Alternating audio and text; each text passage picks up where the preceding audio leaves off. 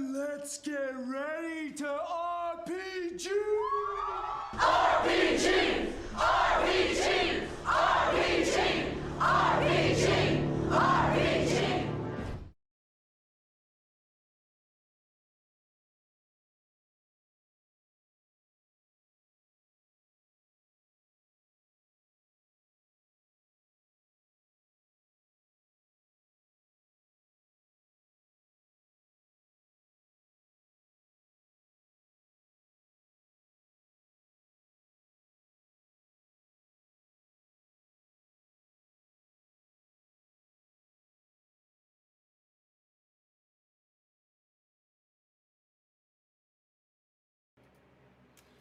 All right. Well, this is actually my camera, not my microphone. My microphone is dead.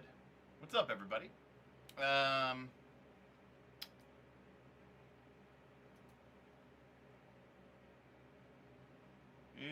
No, it's Hello. Hello. Hello. All right.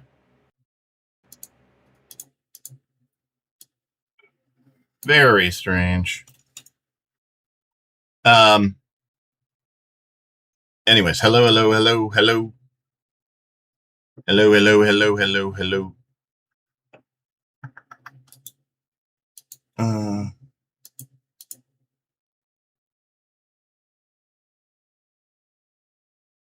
Yeah, it's not right.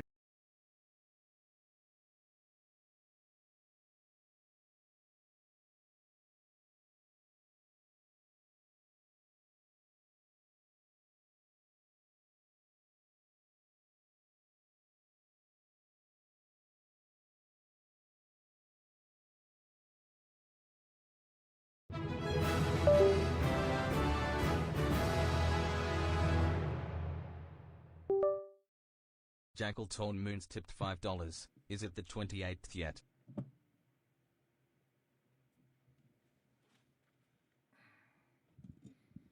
Alrighty. Okay. When in doubt, turn it off and turn it back on again. What's up, everybody? Howdy. My name is Derek Melinda. Welcome to the Knights of Last Call. Aside from those minor technical difficulties, we're back. By the way, if you ever really wanted to appreciate just how good the audio is, that was your experience. That's what it would be like if I was any other channel. So there you go. That's the difference. That's the Derek Melinda. That's the Knights of Last Call difference. Welcome, everybody. So anyways, Jackal, thank you so much. I don't even know what this tip was for. I missed it. I was behind the frickin' camera. Is it the 28th yet? Jackal is fiending for some EverQuest Legends, as we all are. I have to admit, the 28th is Tuesday, and I'm actually considering that's actually the day before I go to Gen Con. So actually, if it launches in the morning and I'm able to get on, we might just have to play EverQuest Legends all day. That's all it's going to be. But anyways, any case, welcome everybody. Thank you so much.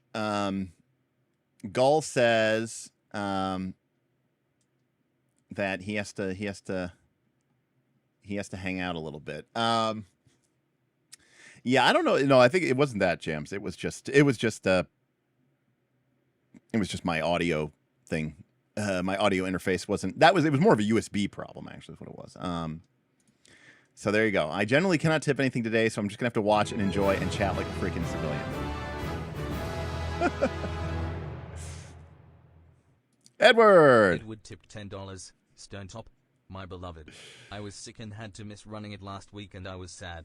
Glad you're back to it.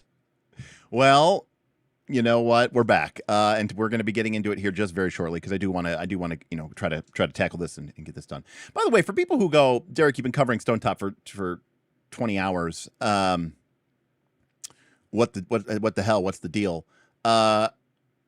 So a couple of things, which is one is, I know it's classic us, right? We should rename these. These should be titled something different. We are going through Stonetop. It is a first look as it enters its 8th episode, 20th hour. But it's really more of a referendum on Powered by the Apocalypse. This is, as far as I'm considered, the sort of the Magna Carta.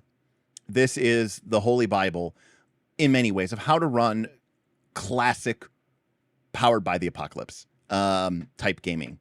And so the reason we've been spending so much time on this is simply because I think that this is, number one, great advice for all game masters who are running a PbtA game, but also on a broader level. I think it's great advice for every game master ever, and also players too, actually, now that I think about it. So, yeah, this is the New Testament, yes.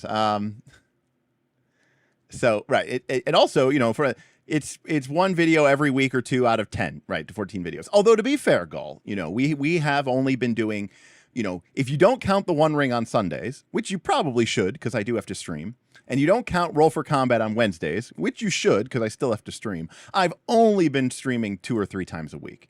So, really it's more like 5 times a week, but yeah, it's all good. So my buddy Rich, who by the way has like never stopped playing EverQuest ever, like he started playing in 2000 and never stopped, says that he also has a case of the Evercrack. So yeah, I think we're all fiending a little bit. So Cinnabos says that noon Pacific, talking about what time EverQuest lives. But we're not here to talk about. We're not here. But did I take a look at the Void? We did a whole Bean Boy. We did a whole video on the Void. Unless they're like, did a Void drop today?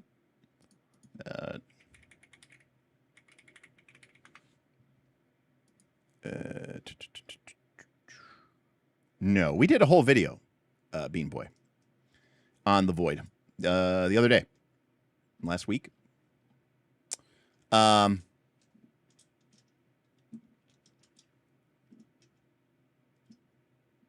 that's true, Edward. That is true. So we're going to go ahead and get started on it. Now, again, if you're new here, this is part of an ongoing series in which we are taking basically a step-by-step look at Stonetop, Book 1. Eventually, one day, Book 2. And so today, now, I will admit, the rules for this game. Now, this game is a very thick. She's thick. Do not let your eyes deceive you. This is a PbtA game, 2-volume set. It's crazy, right? 2-volume set, and it's a thick boy. Okay, but the rules for this game. The rules for this game are actually quite simple. All things considered. It's not even as complex as I would say as a Magpie PbtA game. It's really, honestly, it's on the level of complexity of Dungeon World with Perilous Wild stuff added in. And to be honest with you, if you're playing Dungeon World, why aren't you playing with Perilous Wild stuff? What really takes up a lot of time with this game is the explanations and the details of stuff. So we are kind of well past the point of how to play the game. And now we're sort of into how to play the game well. My chat is just talking about EverQuest Live. Jackal says, stream goal to turn this into an EQL race class combo discussion stream. Well, you know what? We'll say this. I will say, by the way, as a reminder, before we go into this, we have a super chat goal, $150, just to support me going to Gen Con next month or next week. As many of you know, my discretionary spending is pretty much at an all-time low. Simply because I'm kind of month to month here on how much money I make. So I appreciate any and all contributions that you are all able to make.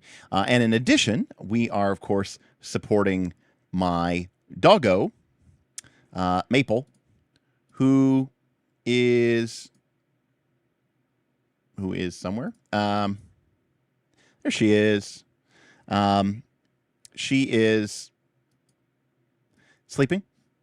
And right there. Hi, baby. Hello, Maple.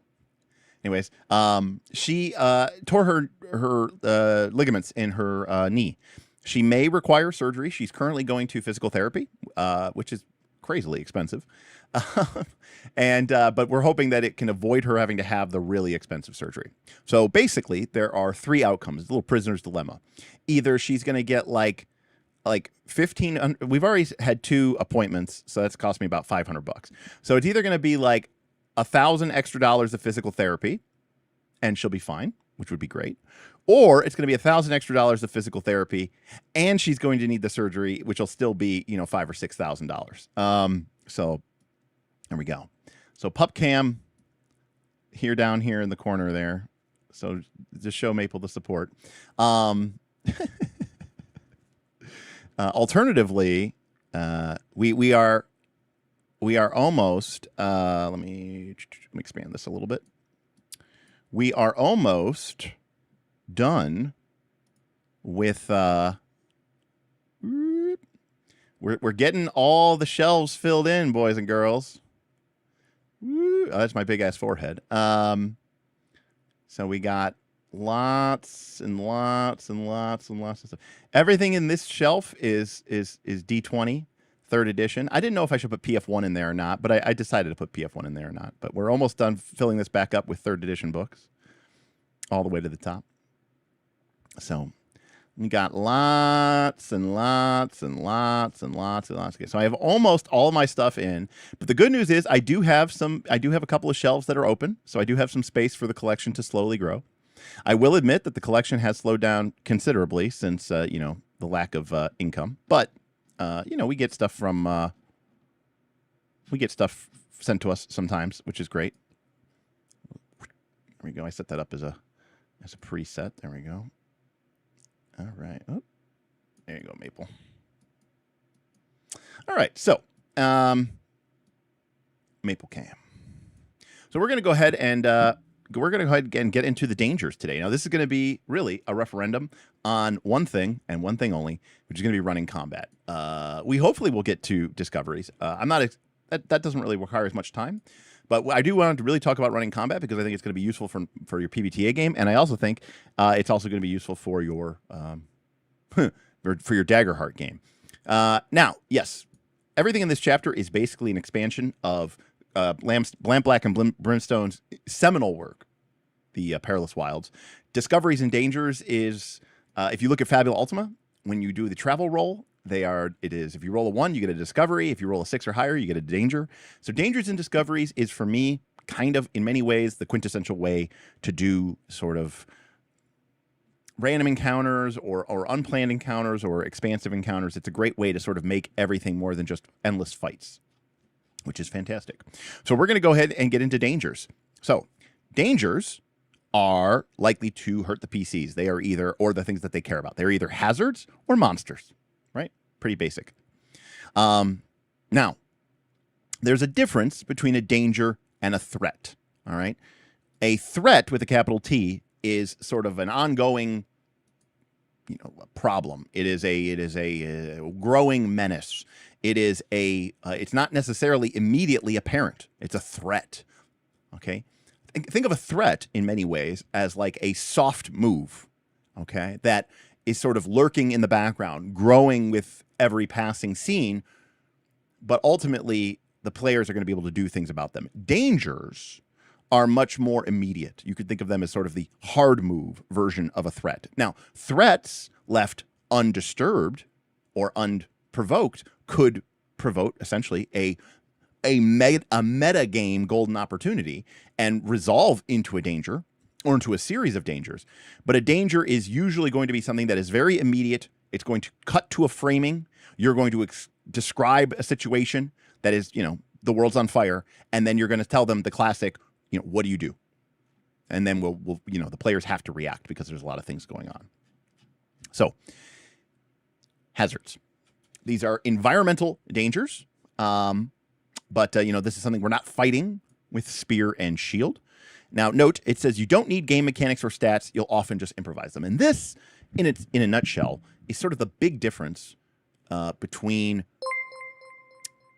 Daggerheart or I should say the way that Daggerheart is presented, and PbtA, which is Daggerheart has these environmental stat blocks, which are great. And I think that they're very, very cool.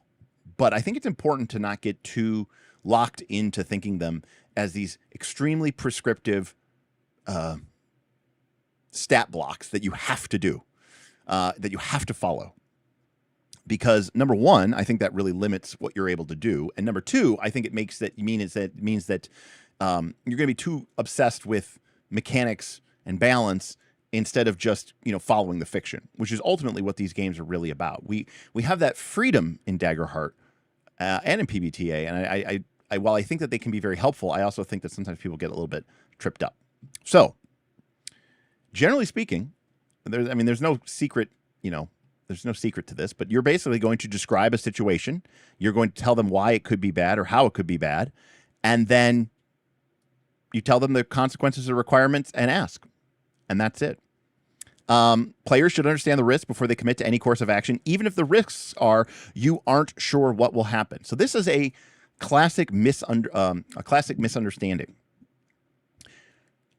A lot of people think that you need to know, okay, You need to be aware of what will happen if, you know, you're going to make an action and there's going to be a failure. That's not necessarily true. What's important is that the players realize, okay, that they understand what the consequences could be. And sometimes the consequences might be like, you're not sure. And sometimes the players, as long as the players are knowingly entering into that sort of, you know, but also, I'm getting off topic here. You want to say what honesty demands. Like if you know that there's a pit trap and that if the players fall into it, there's going to be, you know, or there's a pit and if the players fail, they're going to fall into it and take damage, then tell them that, you know what the truth is. But if you're not necessarily sure what, you know, if the risks are, you're not sure what will happen, if that is what the risk is the unknown, then you don't necessarily have to tell them, just let them know that they may not, you don't necessarily know. A good example of this might be like, you know, the players are entering into a dark well. Well, you know, there's a narrative element there to like, if you just tell them, oh, if you fail, you're going to get ambushed by the spider monster.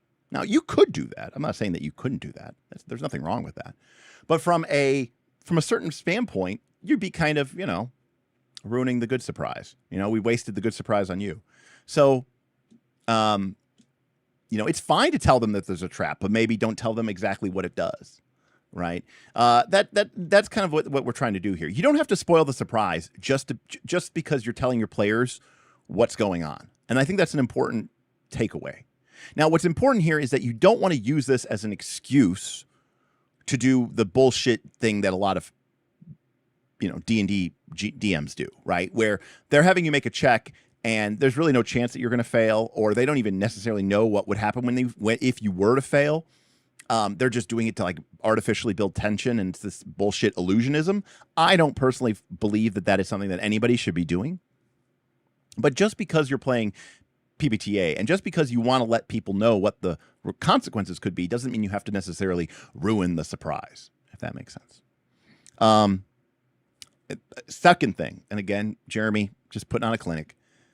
Remember, if it doesn't trigger a move, it doesn't trigger a move. Player, don't feel like you have to roll a dice because the players are doing something, okay? If you're defying danger, it's because there's danger and you need to defy it.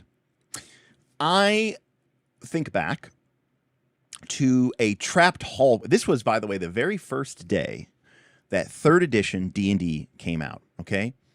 3rd edition D&D came out, and the only player's handbook was out, and the original player's handbook from 3.0 2000 had a little short DM section and a little short bestiary section in the back of it, so that it would get you through the next month or two until the monster manual and the Dungeon Master Guide came out. And we were all sitting over my house, my parents' house actually, and we were all excited. We're flipping through the book, and I don't exactly remember if someone said, Smith, you should make a dungeon, or if Smith said, fuck it, I'm making a dungeon. But Smith said, all right, give me like an hour or two and I'll make a dungeon. So he starts building a dungeon. And at one point we're going through this dungeon and there was a trapped hallway. And, you know, we examined it and we saw that the walls, the cracks in the walls actually concealed, you know, blow dart shooters or whatever. And you know, we kind of said like how heavy or how thick are the blow darts, you know, whatever. And I think we tested it out a little bit. And then ultimately, I think what we did is we ended up using like bed rolls, like 2 bed rolls each, one on either side of us. And we kind of held them up as sort of like a, you know, soft padding against the blow darts. And we just walked through the hallway. And the reason we could do that is because there was no danger to defy. We were just walking down the hallway. Our solution in the fiction overcame any need for us to, you know, it obviated any sort of roll. So again, resist that need to overcome and to roll the dice. Remember, we're not here to challenge the players.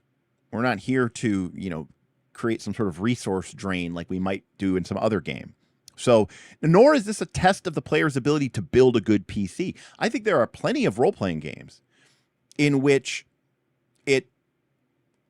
I think it is okay to challenge the player character, not just the character. In fact, one of the things I don't like about, you know, I mean, there's, again, I cannot stress this enough. I love BXD&D. But one of the things that I don't necessarily love about BXD&D, and especially the modern day OSR, is the fact that they kind of shit on the character. I like for my character to be challenged as well as myself, the player. And you know, I grew up with the advice from Ray Winninger, which is right, a great adventure challenges both the player and the player character. That being said, you know, I don't necessarily think that PbtA and Stonetop are games that are necessarily about challenging the character. And I think, to sort of let's talk about the elephant in the room. I think one of the problems that a lot of people are having with Daggerheart is they think it is. They see, you know, cool powers and cool feats like abilities, and they see resource tracks and they see battle points, and they think they have a responsibility to sort of, you know, compete and challenge the players and push their builds, right? To push the character's build to the limit. And you don't. And it's not that kind of game. So anyways. Secondly, or thirdly, you can also introduce hazards in response to a player move. A new hazard is a great consequence on a 7, 8, or 9 to defy danger. Okay, you get past the thug, but the lamp tips onto the mattress, it's on fire. A lot of people see introducing hazards in response to a player move, and they immediately jump to like quantum ogres, and they immediately jump to like quantum traps. Okay? But it doesn't have to be so overt, and it doesn't have to be so, you know, blatant. It can just be making the situation additionally hazardous. You could be in a social situation and someone could roll a 7, 8, or 9 to defy danger, and they, you know, they're trying to, you know, get past this, you know, this sort of regent to the queen, and they end up pissing off her lover, right? And now there's a new, you know, sort of an environmental hazard. It's not really quite a combat hazard, but there's a new hazard, which is the lover, you know. And remember too, and this is the last thing that I will say about this. When someone does roll 6-, you make a hard GM and establish badness. You decide how bad really is. Right? There's no handcuffs on you to punish the player characters as brutally as you can.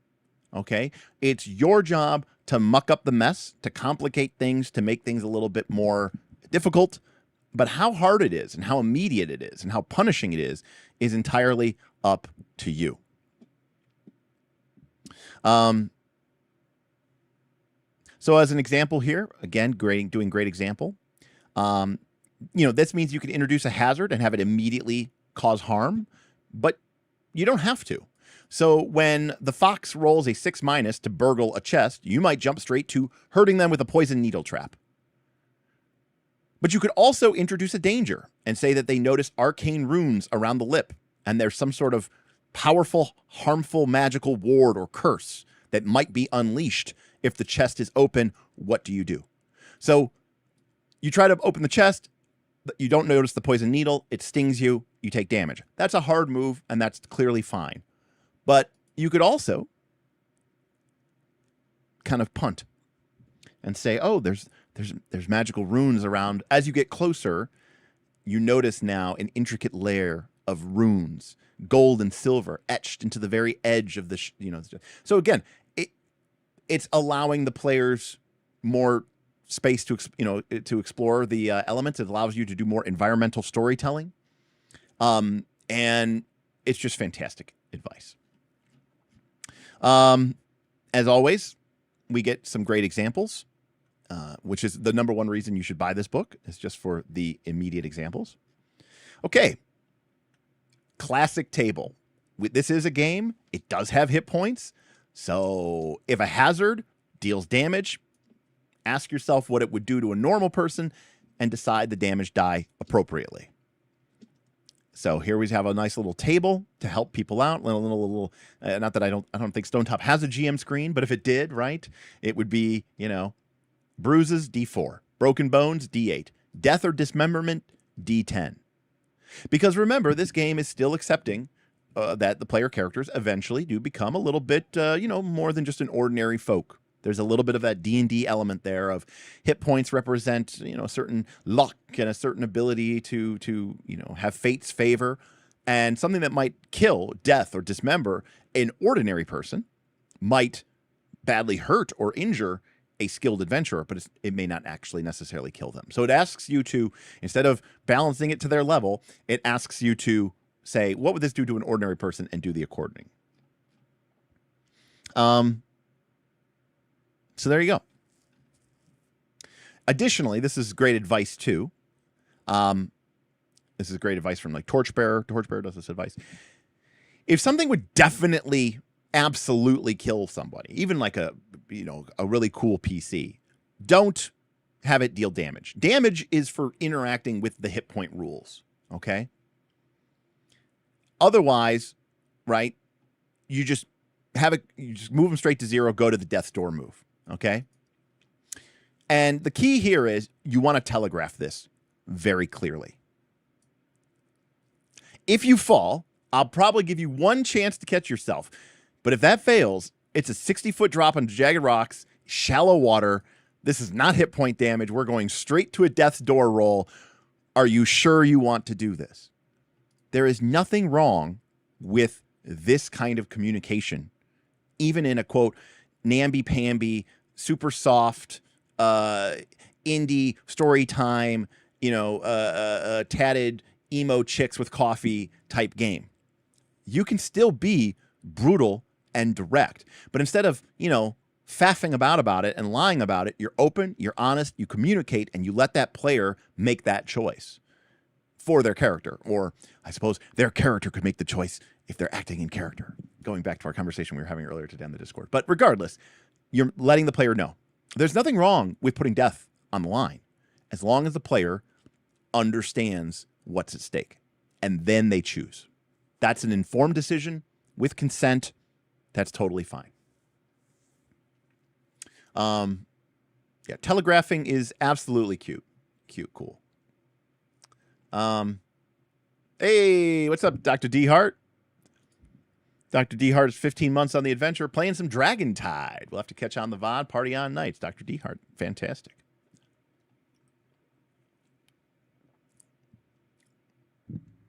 So are there still statistics and numbers to determine damage, or is that made up on the spot too? It's the table I just showed, Marcus. Okay, ready? A giant Marcus. We'll play together. Marcus, the party is moving through a kobold infested area, and as they move forward, they suddenly break through a weave of mud and leaves and fall into a small, shallow pit filled with sharpened wooden spikes.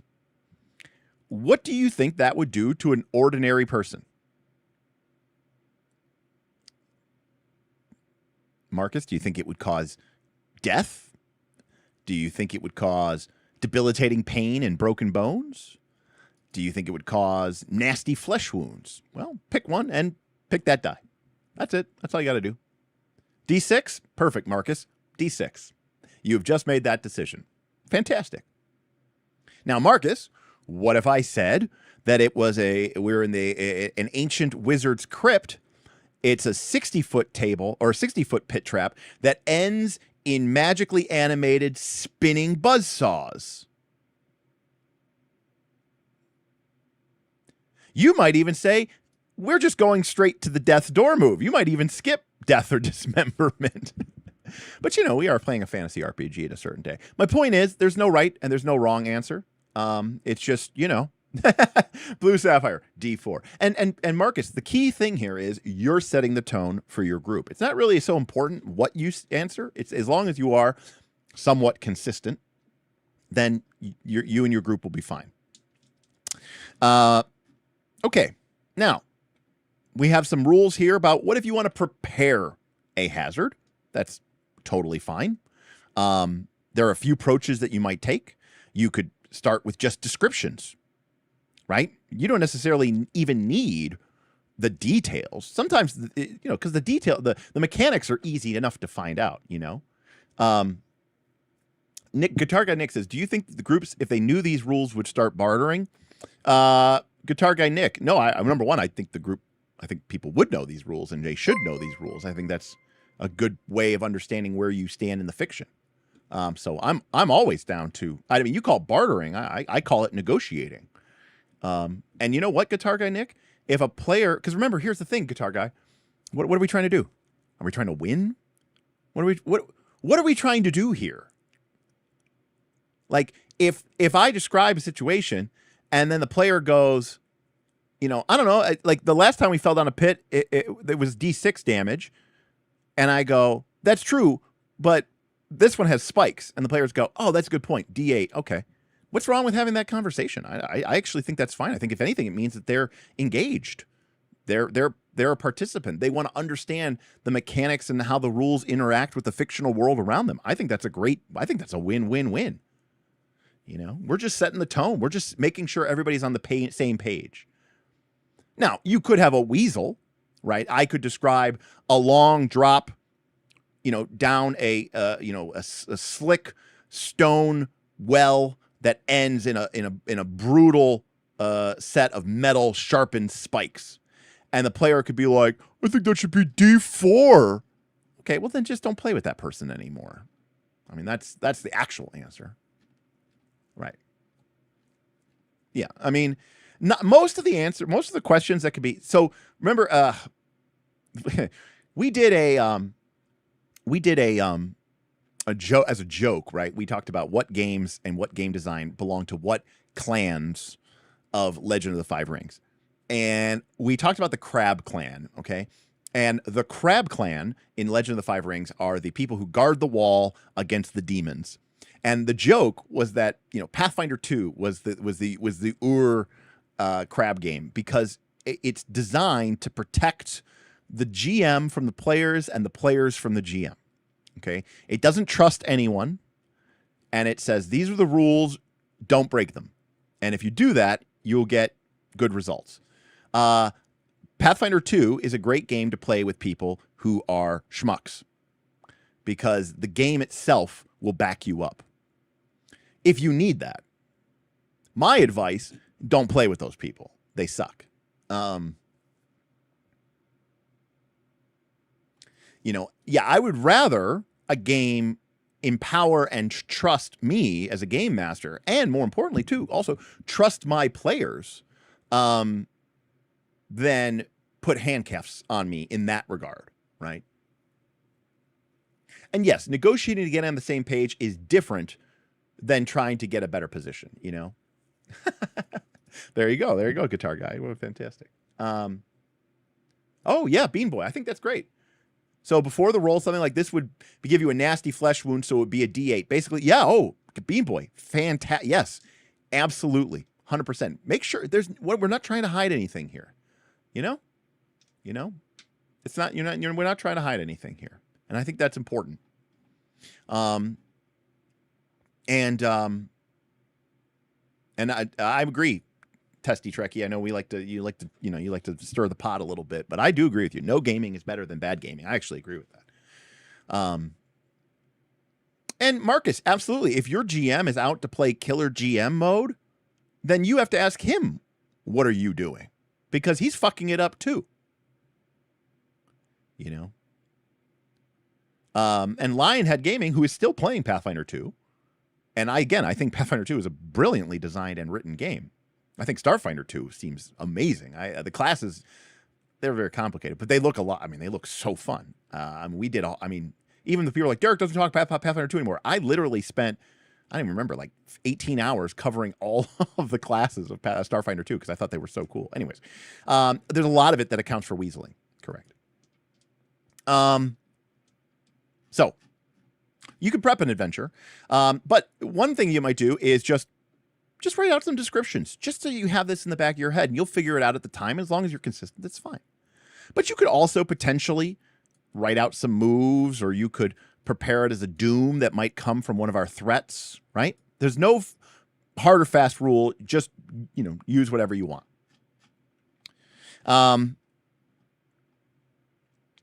So we have additional advice here. If you want to create a GM move, now this is something that this book spends a lot of time on, and I'm going to say this again, and I'll not a lot of time, but I, as Derek, in my years of playing PbtA, have not really ever found a need to make custom GM moves or custom player moves. I think a lot of this is written for players or GMs, I should say, for GMs, one, who, if somebody wanted to, say, sell you a adventure, or an adventure is probably an adventure site, right? They wanted to sell you a site. Well, saying, yeah, figure out the traps. I mean, then what am I paying you money for? Okay.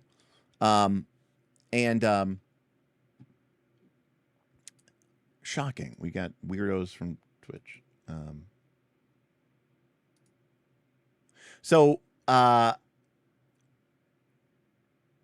If someone's selling you an adventure site or whatever the case may be, then it makes sense to a certain extent to give them some information and to give them some mechanical framework. This is kind of the way that Daggerheart works with the environmental stat block. You don't need an environmental stat block in order to run an environment. But hey, if you're buying one or you have one available to you and it gives you a source of inspiration, that's fantastic. So again, you can write them as a GM move. That way the player can sort of, have it in their back pocket. You can write it as an impending doom. Remember, impending dooms are, that's a part of a threat, right? That's an escalation. That's like a clock, all right? So, for example, you might have a short-term doom like the throne room collapses. And then you write 1 to 4 grim portents that basically describe how each step along the way advances and what that looks like, right? So here we go. This is how we might write it. Unstable pillars. Advance this each time a pillar is struck or as a GM move. Okay? Pillars crack, buckles, dirt pours down. Nothing mechanical. It's more of just announcing future badness. Then we get a little bit of a hard move. Stones begin to fall. Everybody takes D6 plus 1 damage. It has the forceful tag. What does the forceful tag mean? Nothing. It doesn't have any mechanical consequence except to note that it is forceful. So maybe if somebody takes a bunch of damage from Stone's Fall, you might say you're knocked to the ground. Or you might say you lose what you were holding. You get forced back, right? It's not just getting hit with a dagger. Then we have 2 ticks of pillars breaking with massive stone slabs falling from the ceiling. And lastly, impending doom. The ceiling collapses. Everyone's inside. It is buried. They go straight to the death's door, and all the tunnels are blocked off. Okay?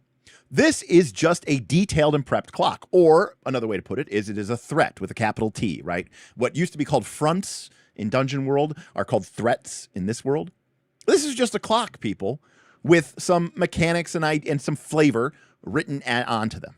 Okay? And as a GM, you might tick this anytime a pillar gets struck, or as a GM move, if you might you might have it make sense, or you might have it, be part of it. So, for example, you know me, I love my ogres, right? The players are in this environment and they're fighting a massive ogre, and he's got this big, gigantic, tree trunk club.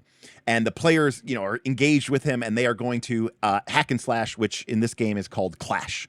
Okay. And the player rolls a 7, 8, 9, which means they get to deal their damage, and the monster or the creature gets to kind of do something back. And the GM might describe the players as kind of like, hacking and slashing into it. And then the ogre takes a huge swing, and the player is awesome. And he like deflects or, dodges the blow. But the massive baseball-like swing crashes into a nearby pillar, and I tick another box. And I go, stones begin falling as the pillar begins to sort of shudder and shake. It hasn't collapsed yet, but the ceiling is already beginning to show spider webs of cracks, and baseball and melon-sized rocks begin raining down on you from above. The whole ceiling looks ready to go, right? And it's exciting. And I've turned what was essentially this fight between an ogre and a player character into this dynamic event with rocks falling and, all this other stuff as well.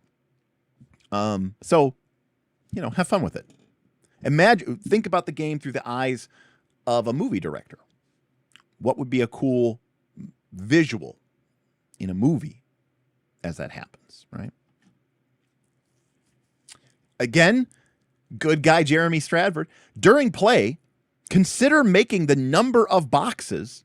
You don't necessarily have to literally show them every single mechanic, not because you're trying to hide anything from them, but just because, it'd be annoying. You have to keep it so that you can read it. But, there's nothing wrong with this for whatever reason if you did fill it out. But consider making the number of boxes public. This way the players know how close they are. Because you can even say, here's the clock, guy, or, here's the track, guys. There's 6 boxes. On the last box, the rocks fall, everyone dies. And they don't necessarily know what each tick along the road to that point will be, but they know we've got 6 strikes, and then the everything comes crashing down. That helps build tension. This is a situation where meta knowledge builds tension. You know what we just did? We just created the dread mechanic in our PbtA game because the players get to see the tower getting more and more unstable, which is great, which is fantastic. Now, this is something I don't do, so I'm not going to spend a whole lot of time on it, but some GMs really like to prep. And let me take a quick tangent here, a little side note, a little side tangent. I do not like making monsters. I'm not a big fan of bestiaries, most bestiaries either. However, there was one edition of one game that I really actually enjoyed making the monsters to, and that was 4th edition Dungeons and Dragons. It was a rare instance of a game where the rules of the game made it easy enough and engaging enough and fun enough for me to enjoy prepping monsters and creating monsters. Now, 4th edition did a great job of providing me with some pretty great monsters all in all, so I didn't have to really prep that many monsters, but there were times and places where I had to do it. However, and that was 2010, 2009, okay? And I, for most part since then, do not do it. In fact, one of the big reasons I would never go back to playing 3rd edition again is because I hated making monsters in 3rd edition. And I hated making monsters in Pathfinder 2, if I'm being honest. And I really didn't, I had a lot of fear about running the game that we've been running this year in 2026, which has been Fabula Ultima. And the reason for that is because the bestiary for Fabula Ultima basically just came out. Like, it's been out, the beta was out a while ago, but the bestiary just came out. It didn't really have much of a bestiary. And the way that I play, the way that my group plays, we're playing a very JRPG, Final Fantasy IV. In fact, I use the music from Final Fantasy IV, pixel art, JRPG style. And I found myself using the quick assembly rules, not the normal rules, the quick assembly rules, to make monsters. And you know what? I enjoy it. I didn't want to admit it to myself, but I have come to enjoy making the monsters for Fabula Ultima. Not the super complex bosses that everybody else is making. I don't like that. I'm talking about basic monsters. Anyways, the reason why this is, someone said insert a shill for the KLC bestiary. This is the part of the reason why why I'm like 80% confident that we are actually going to try to do this and raise some funds to make a bestiary of monsters for Fabula Ultima. Now you might say, Derek, a bestiary of monsters just came out for Fabula Ultima. It did, and it's incredible. It's one of the most gorgeous, beautiful, awesome bestiaries I've ever seen. The art, the layout, the design, it's incredible. But a lot of the monsters in it are, kind of complicated. They're kind of big, scary, end game, boss, villain type things, which, it's fine. It's cool. It's responsible. But I want just basic, normal monsters. The reason I bring this up is because some people like to do prep. And when it comes to PbtA games, that's not me. But for some people, they do. And so for some people, when you're making a danger, one of the ways that you can explore that danger mechanically, okay, is by creating a custom move just for that danger. It's a way, now don't get me wrong, I love this concept, okay, because I love the interface between the mechanics and the fiction. I'm just a lazy fucking GM. There's that, right? It's like the return to the lazy to the return game master or whatever that Mike Shea's doing. I'm I don't know, I think it's like the third book that he's made in this series. You want to hear the lazy GM? The lazy GM method is to do jack shit and just, free ball it and just figure it out as you're going, going on your own. But for some people who really enjoy the process, sitting down and creating a custom move to describe, the stench of the maw, or maybe you have a special trap that assails the characters with their worst fears and nightmares. Okay, you're like, you could just defy danger. That's fine. In fact, that's what Derek does. 90%, 99% of the time, Derek would just be like, oh, you're like, okay, you're like, I'm going to remember my loved ones, and I'm going to, I'm going to dig deep, and I'm going to love, figure out what, what I believe in. And I'm like, oh, cool. Roll with wisdom, or roll with charisma. You believe in yourself or something. You could do that. That's what I do 90% of the time. Or you could make a custom move where, like, you say, the player rolls, the player rolls, 2d6 plus 0. Add +1 for each of the following that the player tells us about. Okay, like, what is their happiest memory? Who do they love? What are they fighting for? Who would they never betray, right? And for each answer that the player gives truthfully, add +1 to this roll. And now the players go around and they answer the questions, and then you're like, oh, I'm in love with the Smith's daughter back in Stonetop, and I would never betray the party, and whatever. And you go down that, and you're answering it truthfully. And if it wasn't true, it's true now. And the player gets a +3 or a +4, and then they make their 2d6 roll, and they're able to overcome that that spiritual trap assault that assails you with your worst fears. You kind of have that moment from, like, Harry Potter, Order of the Phoenix, where Voldemort's trying to, like, get Harry with the terrible memories, and then Harry remembers all the good times, and it fights off Voldemort. Right? You could make a custom move like that. That's pretty cool.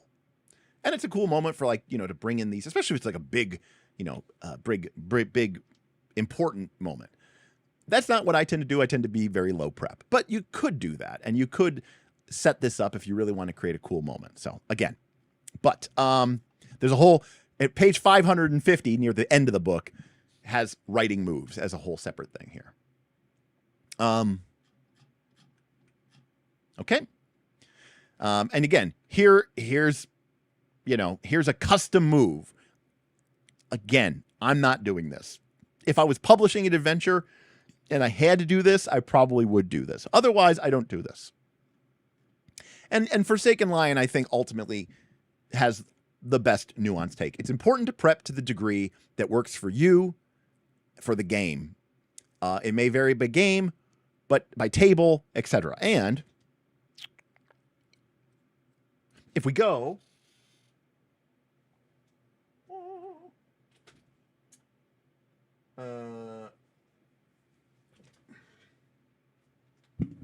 I'm looking. I don't know how it's like.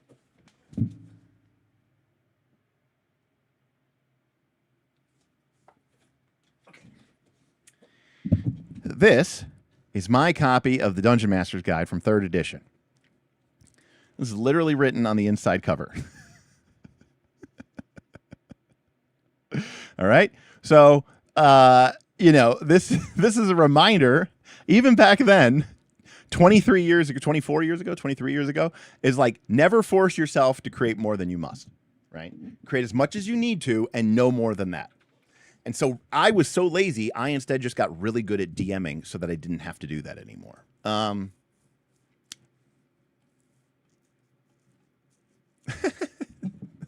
right, Erica, I like it. That's cool. I love it. I like it.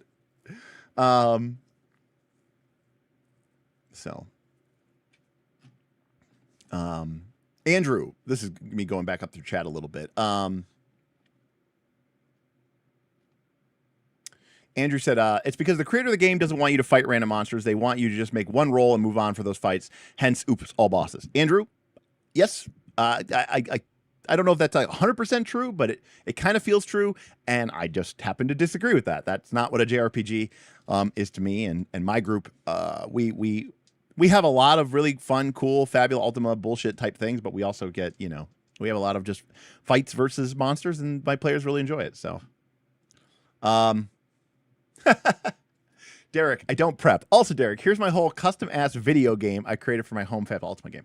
But that is different. That is because I want to create an aesthetic for my players. And I know that we are playing this as an homage to those JRPG games that we all love so much. And that was important to me. And unfortunately, that isn't something I can just make up on the spur, on the spur of the moment.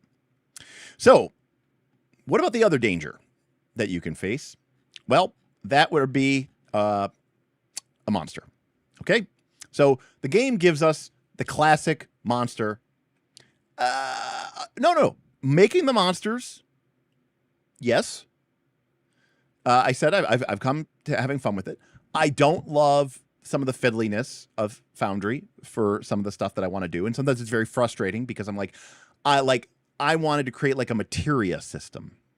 Okay, my group wanted to use like materia system, but like we didn't want to do full technospheres because we still wanted to have actual magical items. So we wanted to have magical items with technos. You can't really do that. So I had to like make a custom macro to be able to do that. And it was a pain in the ass, So yeah. Anyways. Here is an example of a monster. So these are the Krenwin. These are, kind of the little goblin-type creatures. And we get a cool breakdown of what it is. Number one, an icon. These are for the monster types. You don't even need to include this. This is just letting you know what kind of monster it is. 1, the name. 2, tags. And again, tags are descriptive. They are not prescriptive, meaning these do not have necessarily mechanical effects, except that they imply and create fictional positioning, right? Fictional positioning. So instead of giving this creature a high stealth score, or instead of giving this creature, a chest full of coins and little knickknacks, we just give it the stealthy and hoarder, and we sort of, use that. We have hit points and armor. It has 3 hit points and 1 armor. We have its damage. We have its special quality. Climbs and jumps like a squirrel. We have its instinct, which is to covet. And then we have its actions. Now, there aren't any mechanics here. This is just how to use this creature in the fiction. For me, I love this. And this is more than enough that I need to work with. And there's a part of me sometimes that wishes that Daggerheart had gone a little bit more this route. It did not, obviously. Daggerheart monsters are more mechanical, and I think people feel like, again, that they have to follow, stay inside the lines, which is, a little unfortunate.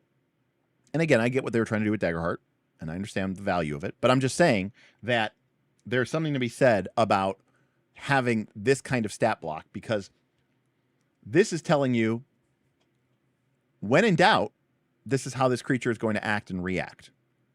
And use that to make your decisions about how to act, how to create and play the creature and what it should do. Okay. So if the players are moving through, an area with these creatures and they roll a 6-, I might describe how they, snatch the player's, backpack away from them, or their food bag or their belt pouch. They snatch it and dart away into the woods. You see a sudden flash of movement, and you turn to the left and you see a small creature disappearing into the brush. You can hear the jingle of your belt pouch as it sort of dives into the thing. What do you do? What do you do? And the players might say, I go after it, So again, there's this idea of, how do you benefit? How do you use this creature in the fiction? How do you use this creature to tell stories? It's not about what does this creature do mechanically. It's how do you use this creature to tell stories. Hold on one sec.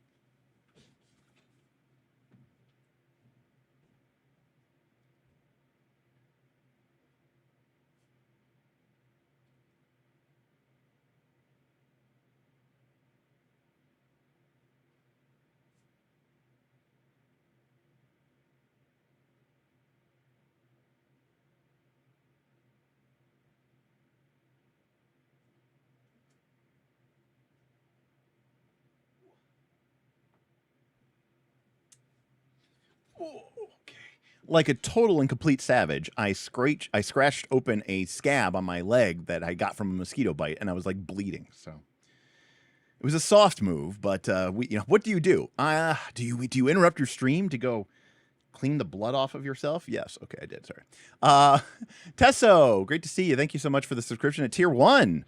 As a reminder, we are streaming live on Twitch as well. Thank you, Tesso, for reminding me of that. And of course, if you'd like to support us there, head over to Twitch, and you can subscribe at twitch.tv/Knights of Last Call. If you have Amazon Prime, you can do this for free once a month. And I would appreciate it. Makes a big difference to me. It doesn't cost you any extra money. It takes you a couple minutes out of your time. But you should do this for your favorite streamer. It doesn't have to be me. But you get one of these every month. It does not auto-renew. So just as a reminder, use it or lose it. And it'd be cool if you gave it to me, but I wouldn't be mad if you gave it to somebody else.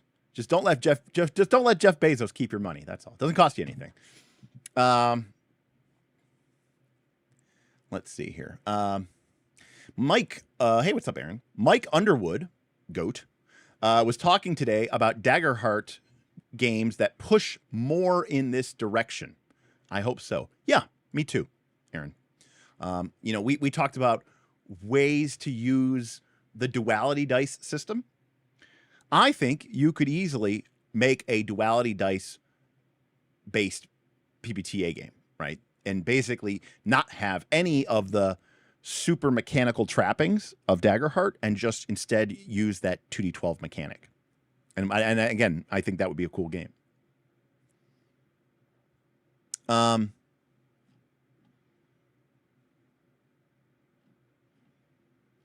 right. There we go. What's up, Sinric? Sinric, the EQ legend. The EQ legend.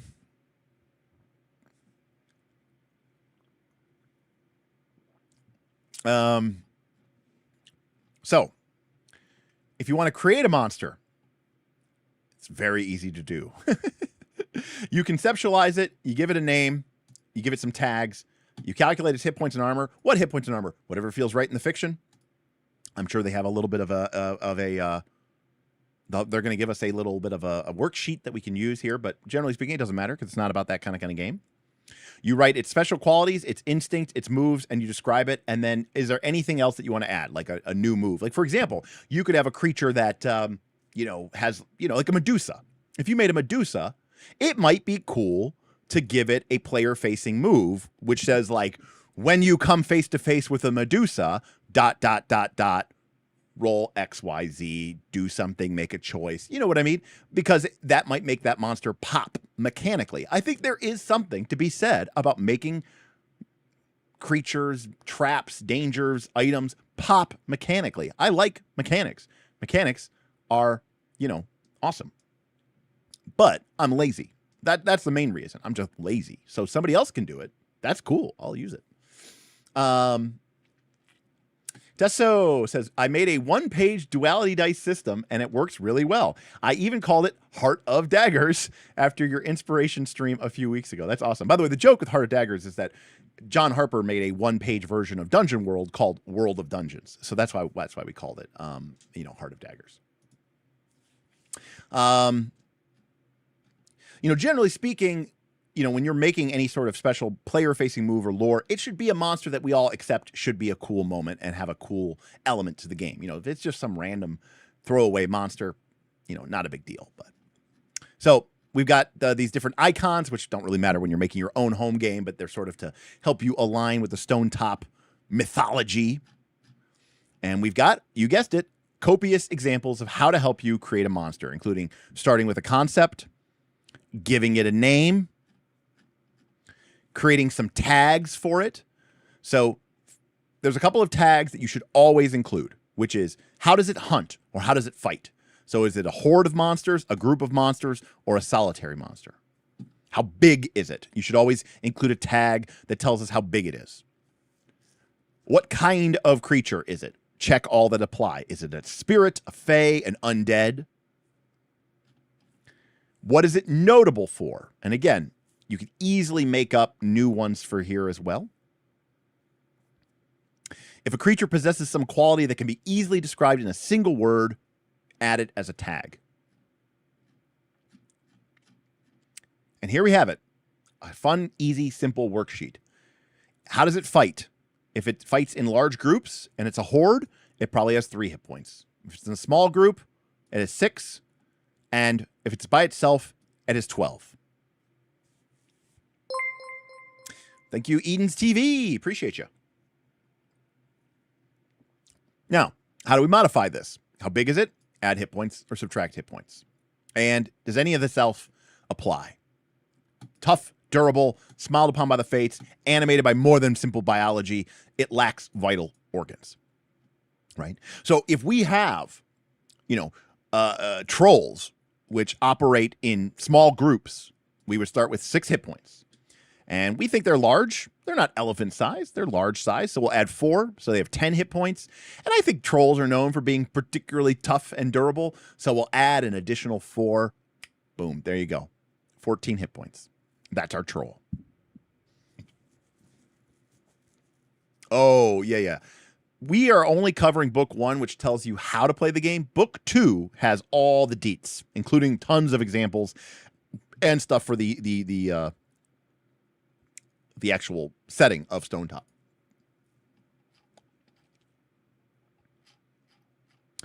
Armor. What protects it? Nothing. Magical ward, supernatural resilience, thick hide. What do you guys think for our troll? I think thick hide is appropriate. So let's give it 1 armor. I don't think it's not tiny. I don't think it bears a shield. I don't think it's skilled in defense. And I don't think it lacks vital organs. So our troll has 14 hit points and 1 armor.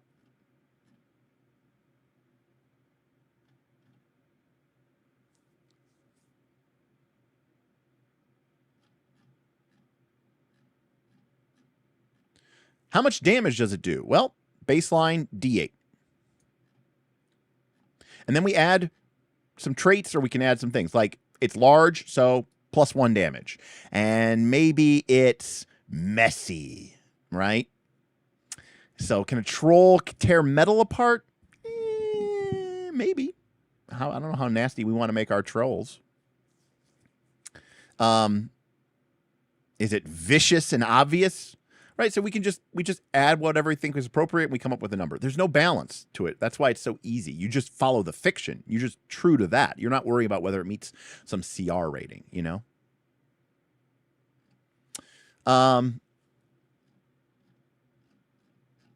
Okay. And lastly, consider writing a special quality for each of the following that the monster possesses. So, and again, they don't necessarily have like a super magical element. You're just going to use them, or mechanical element, but you're just going to use them into the, into the fiction. They're going to help you understand and create the message that you want to do. Instinct. This is, when in doubt, what does the monster do? What is, if push come to shove and you had to decide what's the monster going to do in this situation, it's going to, it's going to eat. It's going to whatever. It's going to, I remember, I'm trying to remember what the adventure was, but I remember I was playing with a group of people, some of whom, I think some of them had played Dungeon World before, but some of them hadn't played Dungeon World before. They played D&D before, but we were playing at a convention, and I was running an adventure, or I was running a game. And something happened, and they ended up fighting a bunch of ghouls. Ghouls are one of my favorite terrifying monsters of all time. I love ghouls. One of my favorites. Everything from the whatever paralyzation. And I remember they were in a fight. They were in a fight. And it was a convention. So we were playing a little bit a little bit more, to the throat, playing to the hilt, I should say, going for the throat is what I was trying to say. And a character, one of the group members, had died in the fight, and we were nearer to the end of the fight. And the group, we had done a good job of building up a nice baseline of, people were, it was creepy, the undead were coming, whatever, and they were fighting ghouls. And a player went down. And I remember that a player, and the players were on the, I would say that they were on the back foot. A player character was down, was dead. Or maybe they weren't. Yeah, I think they were. Now that I'm even thinking, I can't remember which was more. The player character was dead or was fully paralyzed. Okay. And I remember it was another player character, and they, were closing in with the ghouls. They rolled their hack and slash. They rolled a 6-, and they were just expecting that I was going to, deal damage to them, attack them, or whatever. And I remember that I used my hard move to have a bunch of ghouls who could have otherwise, quote unquote, attacked or, done something tactically optimal or flanked positioned or done more damage.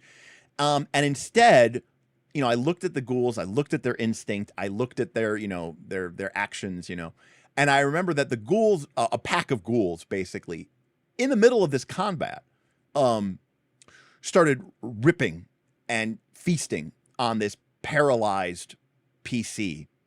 Or maybe they were either they were dead or they were paralyzed. Regardless, they were basically out of the combat / the session because it was near the end of the session. And I remember that, I don't know if it was like immediately afterwards or if it was like after the session, because we were very close to the end of the session. But I remember that player said that it was the most terrifying thing that they had ever seen in like a D&D game. Was like, he's like, for whatever reason, he's like, that just cut through the static, like the mental image of, these ghouls, because he's like, that's when they became real to me and not just, creatures with hit points on a grid, because they weren't being used like a war game piece, right? They were ghouls and they weren't doing the tactically optimal thing. They were following their instinct, which is to gorge themselves, right? And to feed on the flesh of the living. And he said, and somehow, for whatever reason, he's like, that was far more terrifying than, he's like, than if they had attacked, which, obviously would have theoretically been worse for us. But seeing them rip that, my fellow PC, who again, maybe they were just paralyzed now that I'm thinking about it, and seeing them basically get eaten alive, he's like, was like the most terrifying thing I've ever seen. And that's a great example of where I go, when you get the spotlight, it doesn't have to be to activate an adversary, spotlight an adversary, as they say in Daggerheart, right? It's not about doing the mechanically optimal thing. It's about doing the cool thing that's going to cause someone to have a moment of existential crisis and be like, that was the coolest, scariest, awesomest moment I've ever seen in a D&D game ever. That's what I play D&D for. That's what I play role-playing games for. Anything less than that, not interested. All right. Ghouls just want to have fun. Absolutely. All right. So again, monsters, descriptions, optional elements, the whole 9 yards. And of course, there's this whole thing. We've been creating this guardian fae monster, and you can do all this. Now, some people do this. I'm lazy. I tend to just use what's in the bestiary. So, again, props to you if you do it. They're eating him, and then they're gonna eat me. Oh my God.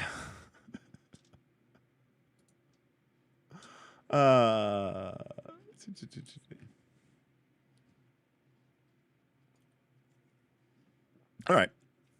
Our last section,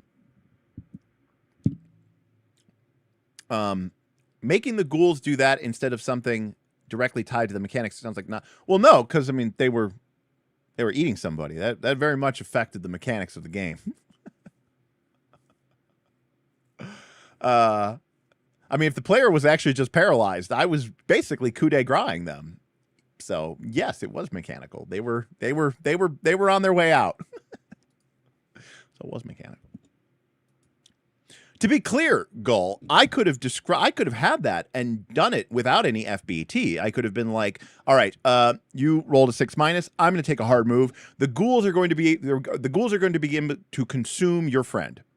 Right? See, there's no fluffy bullshit time there. I'm getting straight to the fact. What is occurring? We're not adding any sort of unnecessary elements to it. We're just describing what happens and moving on. Now, did I do that? No, I used a shitload of FBT. I described how their tongues, like rasping files, were ripping the flesh down to the bone, and the sound of the grooves that were being made in the person's bone as it used its tongue to scrape the flesh off like like sucking a popsicle off a stick, you know. Anyways. Oh, Aaron, people always assume that because I call it FBT that I don't like it or that I think it's stupid. Far from it. I think a role-playing game with just no descriptive elements at all is dead inside. It works. You can play the game that way. It has no mechanical influence, but I still think it's fun. Absolutely. I think people can take it too far, to be clear. Okay. So, how do you run combat? Well, a couple of things. One, Hobbit. Big Lurker, listening to your backlog. Thanks for the great perspective. Thanks, Hobber. I do not recognize your name, so welcome to the Night Nation. So, couple of things. One, portray your characters with integrity, right? They have instincts, they have motives, right? This is what we would call role playing, right? The monsters are, you are given mechanical instructions on how to run the monster. Use them. But the monsters are monsters. Make them scary, make them terrible, make them horrifying. Let things burn. Don't protect your monsters, don't protect your NPCs, and don't protect the PCs. If the fiction and the dice and your sense of what would go happen all point towards injury or death, then that is what happens. Don't fudge things in pursuit of some grand story. Play to find out what happens. It's almost like this guy isn't real. You know? It's like if you took the last 5 years and God knows how many thousands of hours that we've talked about on this channel, and you could just write it all into one book, it would be this book, which makes sense because it took him like 10 years to make this book. This book is the Derek equivalent of streams. It's a PbtA book that is somehow 700 pages long, and it took 10 years to make. Which is probably why I love it so much and why we all love it so much, right?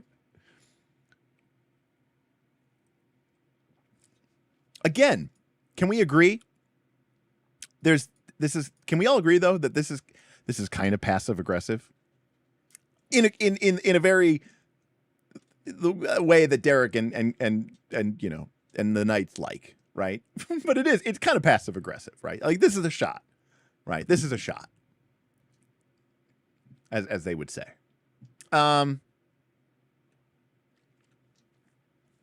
Correct. Modern playing is all about let's be semi-professional actors that actually are terrible and no one wants to watch us. And why are we even trying to make a YouTube? Hobber Hobbit, thank you for the super chat. Thanks for taking care of your mom. You are that strong. You are strong. Thank you, Hobber. Yeah, my general rule, Hobber, is I will not cancel a stream unless I myself am sick, the dogs need me or my mom needs me. So, and you know, in the case of my mom, it wasn't an emergency. You know, I was just over there helping her with some stuff around the house. But you know, she's on her own now. And so even if it's something mundane that I could just easily be like, hey, mom, can I do this later or next week? You know, I try to make every opportunity I can to, you know, get over there. Roll for Combat is here. It says, hey, man, show me the T-shirt. Okay. I told you, they're in a box. I haven't opened it. I am in possession, apparently, of the world's only Deathbringer shirts. I have them all. Zipper Fist coming in with a $10 super chat says, cheers for the cordial disagreement early on the Discord. Zipper, I completely agree with you 100%. It's the reason why I have this community. I love getting into these, you know, well-meaning, fun, but yeah, disagreements, debates, right? I have so much fun learning about this stuff with you guys. Appreciate you, Zipper Fist. Thank you. And thank you for being part of that conversation as well. Okay. Nothing here is going to surprise us, but whenever it's time to make a GM move, you can introduce a danger, and remember, danger could be a hazard or it could be a monster, and you can put a monster in the scene. So let's first establish this, which is Remember, you have to follow the fiction, but that doesn't mean you have to follow something that's pre-written. Does that understand? You have to follow the fiction, but you don't have to follow what's like written down in an adventure. Dogs over Stonetop, but Stonetop is pretty cool. Question: how much replayability do you think Stonetop has with its framework world? Would the same group of players have a different enough time in a second Stonetop game? I think so, Boothby. Boothby's asking about how much replayability do you have, you think, within this framework world. I mean, my guess or my sense is very quickly, you and your group, I mean, I guess it depends on how long you play in it, but I think you and your group are very going to clearly, focus on certain elements of the setting and never touch other elements of the setting. You might have a group that does a lot of expeditions and traveling around and going into ancient sites and trying to find ancient ruins from the precursors or whatever they were called, the ancients, and your whole campaign is based around Arcana to stop some terrible dread winter from coming, which will destroy the valley and wipe out Stonetop. You could then do a second campaign that really focuses on the internal dynamics and politics of maybe a couple of the different villages in the region. I think part of the fun of Stonetop is kind of running it back and seeing how different things go a second time or a third time. But yeah, I think there's a lot there ultimately, And again, I don't hold on to anything gently, and that includes the campaign setting, right? So, whatever the players say we're going to do, we're now going in this direction, and that's the way everything's going to go. We're playing the One Ring right now on Sundays, and in the first adventure, Gandalf sent them to an ancient ruin that was inhabited by trolls, and he kind of suggested that there might be some magical items there. That the players should look into acquiring, and they did. And we were trying to come up with what the sword was, and I think Solpak, who plays Adraniel, the elf, suggested that it be King Argleb's sword, which I was not expecting. And I went, "Fuck yeah, that's awesome!" And now the whole, now a big part of the campaign is kind of revolving around this sword and maybe what the sword means, and who wants it and why do they want it, and none of that was planned. So again, the group has really taken into a different way. This is such a classic Boothby answer, or such a classic Boothby problem. It says, I'm really envisioning my group answering a lot of the world building questions the exact same way they did the first time. So Boothby, I guess what I would say is, like your group is like, it's like, right, you sit down to play EverQuest Legends, Boothby, right? And a player's like, oh, I really want to be, a rogue monk cleric. And they make a rogue monk cleric. And they play it to 50, and they get all the stuff, and they're like, that was awesome. And you're like, guys want to play again? You're like, yeah. And they're like, cool. And you're like, what are you going to be? I'm going to be a rogue monk cleric.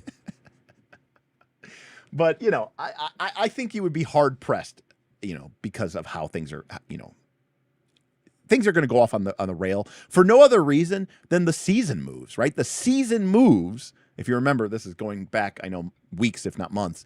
Every season you make a different move in Stonetop to sort of like push the game in a different direction, I think those alone are going to change dramatically what's going to happen in your game. Aaron says the most recent, the One Ring session was dope. Good job, guys. I thought I was prepared for that whole thing to go so fucking zig instead of zag. I was like, oh shit, I'm not even remotely prepared for this. Let's fucking go. Yeah. That was great. You did get to one shot Amini Dunedain, yes. Okay, so back to Jeremy preaching here. I got a question first. Guitar Derek, how do you think the system would handle players who are diametrically opposed to each other in personalities? It depends, I guess, what they're diametrically opposed to. Like, if one of them is like, I love collaborating and working together to create cool and interesting stories, and the other person's like, fuck people, I want this to be about me. Also, I love tactical combat on a grid. Then, yeah, that would be problematic. You probably want to play with the one and not the other, Mark also confirming that he wanted them to steal the boat. Yeah, the One Ring doesn't fuck around, right? Like, I mean, that can happen to a player too. That's what's, kind of scary. You have a little bit of plot armor because players get 2 wounds, not 1. But when you take a wound, you have to roll the d12 to see how severe the wound is. And if you roll the Eye of Sauron, you're basically dying. So you're dead. So there's a 1 in 12 chance every time you take a wound that you just instantly die. So anyways. So what I mean by this is it means quantum ogres, right? It means quantum orcs. But it's important to realize it still has to flow and follow from the fiction. Which is to say, if the party is in a series of ice caves and the players, and it's my time to make a GM move, and I want to introduce a danger, and I describe a bunch of ice crabs or ice spiders scuttling up from the nearby cracks and fissures in the frozen rivers, I'm pulling those monsters out of my ass. But they feel fictionally appropriate. It feels like I'm doing what honesty demands. I'm environmentally storytelling.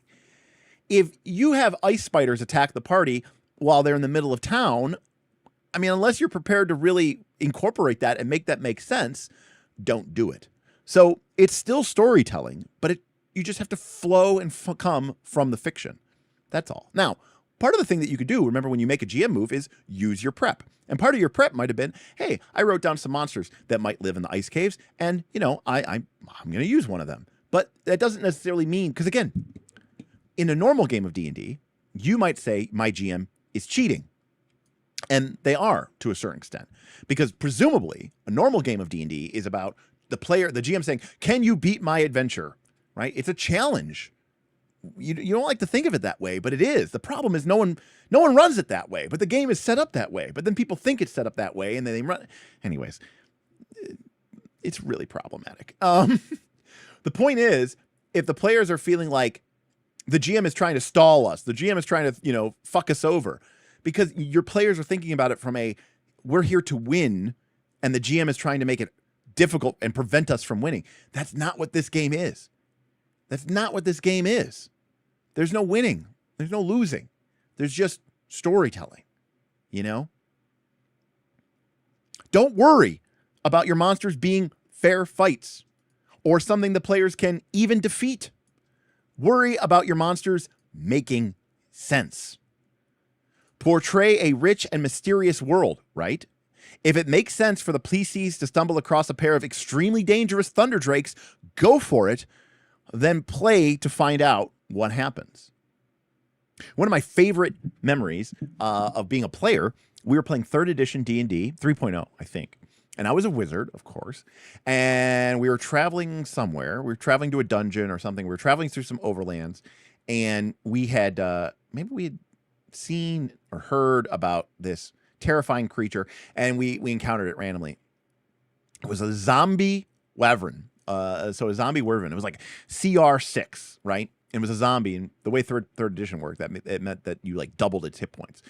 So it doubled its hit dice, and they became D12, so it was brutal. Anyways, it was like a CR6 or 7. We were level 1 or 2, and I remember we were in this sort of relatively open area, not a lot of trees or brush. There was just a lot of boulders and strewn about rocks, and I remember using a level 1 silent image illusion, figuring that the zombie wyvern wouldn't be too smart.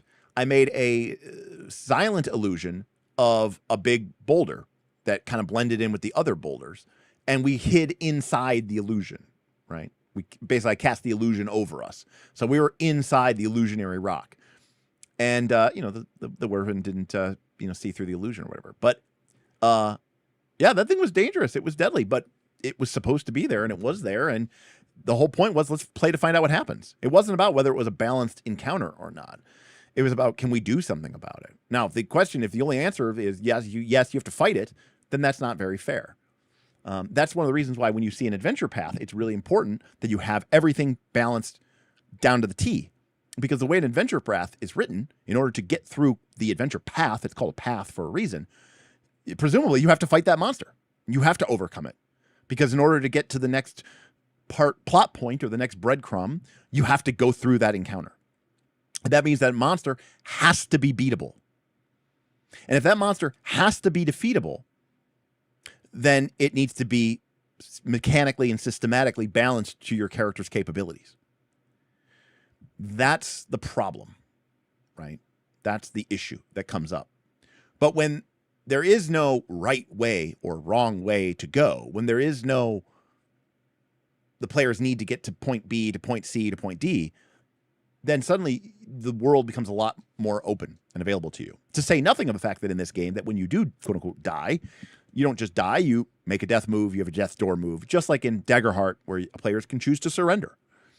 Or Fabula Ultima, where the players can choose to surrender. I'm sorry, avoid death in Daggerheart, which dramatically opens up your capability as a GM. So instead of worrying about battle points, fuck battle points, in Daggerheart, just portray the world in a true manner. And let the players engage in with the game in that spectrum. And if the players get into trouble, they can surrender. They can avoid death.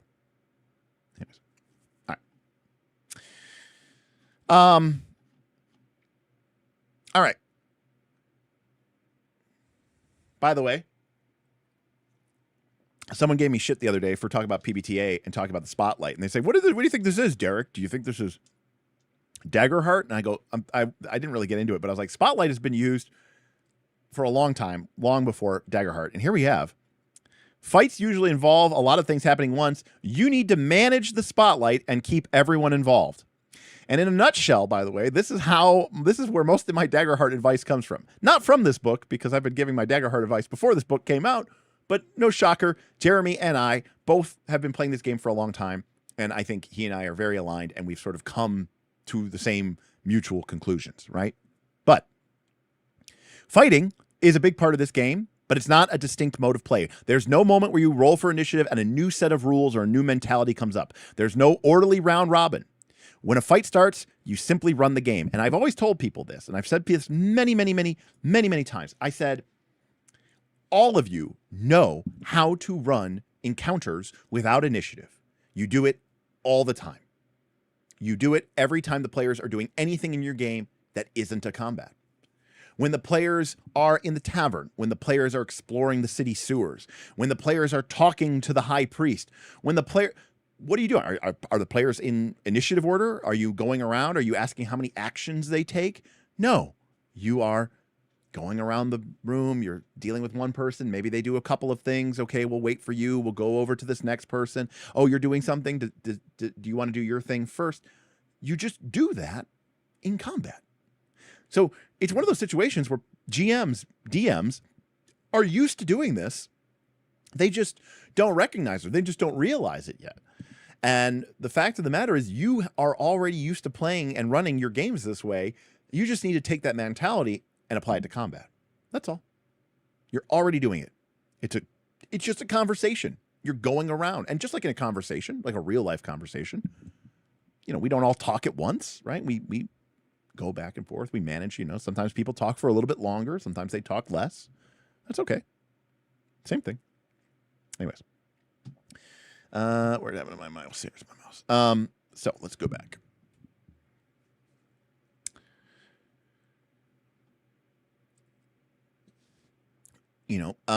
Describe the attack and stop short. What do you do? Now, this is where we differ in PbtA from Daggerheart. In PbtA, all the moves are player facing. So in Daggerheart, you would describe the attack and stop short of it connecting, because then you would roll your attack roll and then describe. You would not ask the players, what do you do? It's fine. It's just taking the dice roll out of the player's hand and putting it into the GM's hand. It's obviously not my favorite thing in the world. And if it's up to me, the players would roll an evasion roll or something like that as well. But it's fundamentally the same basic option. So for the people who say, yeah, but stuff in Daggerheart or stuff in PbtA always hits. No, it doesn't. Because when you describe the monster attacking, okay, you stop short and ask the players, what do you do? Resolve the move and let the situation snowball from there. So that's the difference, is who's rolling the dice, the GM or the player. Daggerheart, you know, it's trad enough. It lets the GM still roll the dice. People who still want to roll dice. I mean, can you imagine? No, I'm just kidding. Anyways,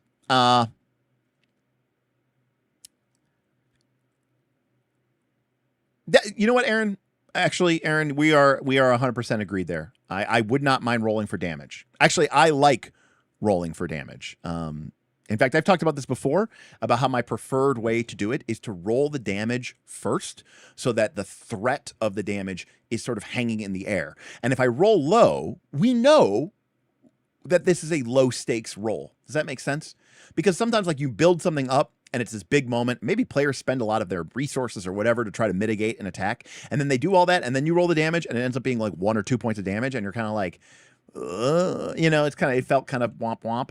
So I actually like speaking the threat into existence. It's a bit, Aaron, actually, it's a bit like the way Blaze in the Dark does it, right? Where you speak the badness and then you let the player sort of, right, my mind is, make a resistance roll to sort of deny the badness through their awesomeness, if that makes sense. So I like thinking of it in a very Blades in the Dark type approach, because I like that you can speak the badness into existence, and then when the player resists that badness, or in this case evades it or avoids it, you feel so much stronger. So, for example, like if I had an ogre, closing in, I might say, and I don't know if we have ogre stat block here, but let's just say an ogre does D8 damage or something. D8 plus 3 damage, right? Big, heavy, messy. I go, the ogre comes smashing in and he raises his club and I roll the D8 and I get a 7. And I go threatening to smash you into the ground for 10 damage, right? We're like letting that threat hang in the air, right? And then I go, what do you do? And I think knowing what the stakes are helps inform the player for how important is this? Like, how much do I need to, even if you're just literally making the same move, I think as players, we put more gravitas into the roll. If it's a big amount of damage and it's a scary amount of damage, you might go for the lucky dice, right? But someone starts reaching for the dice. They're like, no, it's time. Use the Mad Dragon dice, right? And they go, okay, that's really, that's cool. So,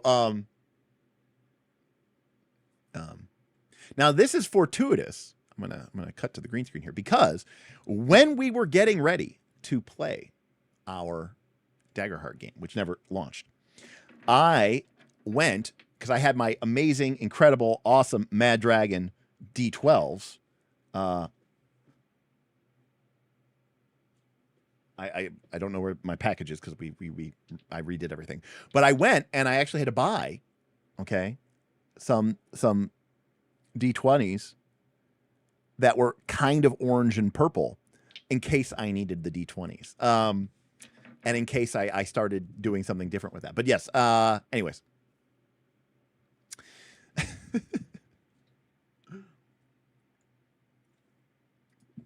But yeah. You could go diceless, like Nobilis, but Katarga Nick, I like the randomness. I like the uncertainty. I think it's fun. I think it's feral. I know that TactiQuest doesn't have dice and all that. There's reasons to not have dice. It's fine. There are other methods of determining outcomes other than fortune based, right? There's karmic based. There's fortune, karma, and I don't remember the third one. Anyways, fortune, karma, and the other one. Narrative, drama. Fortune, karma, and drama. I like fortune. I like rolling dice. I like seeing what's going to happen. I like not knowing what's going to happen. I think it leads to really cool outcomes, and I'm a big fan of it. So, any case. Wrong. I don't even know what that was. When there's a pause in the action, address a different character, describe the situation from their point of view, make a GM move, and then ask, what do you do? Sometimes you'll move the spotlight after resolving a single PC's action or move. Other times, you'll let a few moves that flow naturally together and then move the spotlight when they're done. One thing I see again and again and again on the Daggerheart Reddit is people talking about, I don't want to move because then I have to make an action, and if I roll badly, the GM will get the spotlight and then my turn is done. And they are right, but they are so wrong, it is disturbing.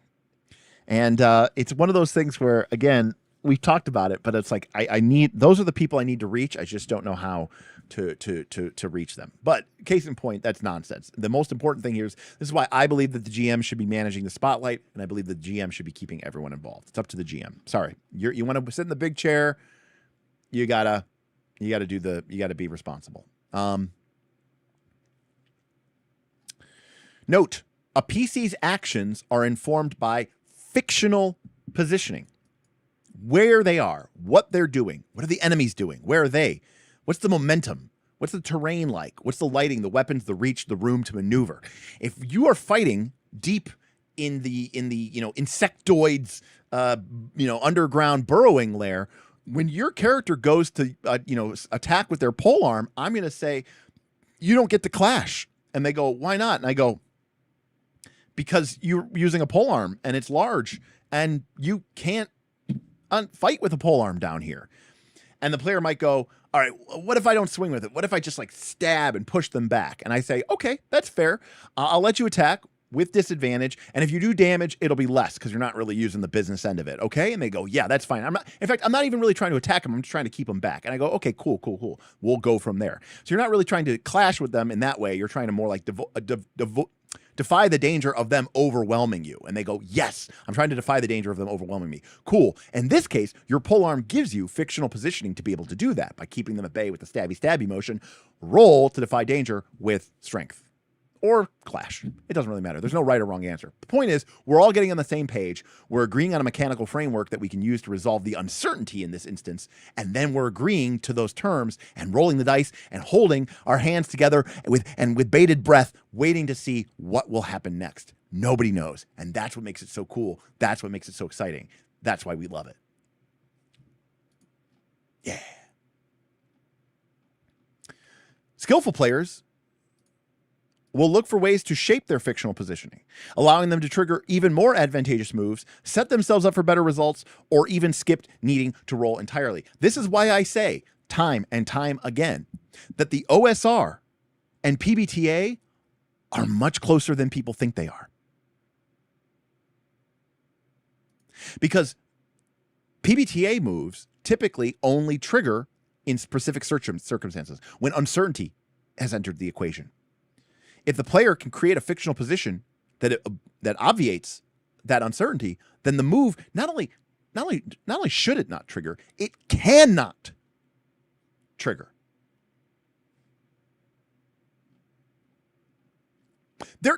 There's an intention difference. They're not the same thing, Wes. You are absolutely correct. They are different for a reason. I'm simply saying they are closer than people think, right? That's all I'm saying. But a lot of people think that they are diametrically opposed. I don't believe in that. I don't believe that. But also note, Wes, skillful players will look for ways to shape the fictional positioning.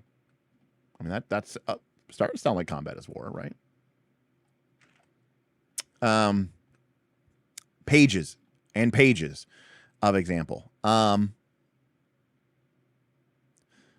Again, saying the quiet parts out loud, which is why we will forever love this book and we will forever love Jeremy. You'll generally focus the spotlight on one or two characters at a time. Other players can interrupt and interject, but within the bounds of what the fiction, the rules, and politeness allow. Don't be afraid to shut down politely, yet firmly, a player who keeps trying to steal the spotlight, or whose character is preoccupied, or who wants to do something implausible.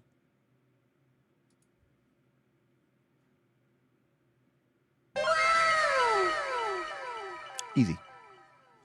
Be an adult. Don't let weasels fuck your game over. Full stop. Kick them out.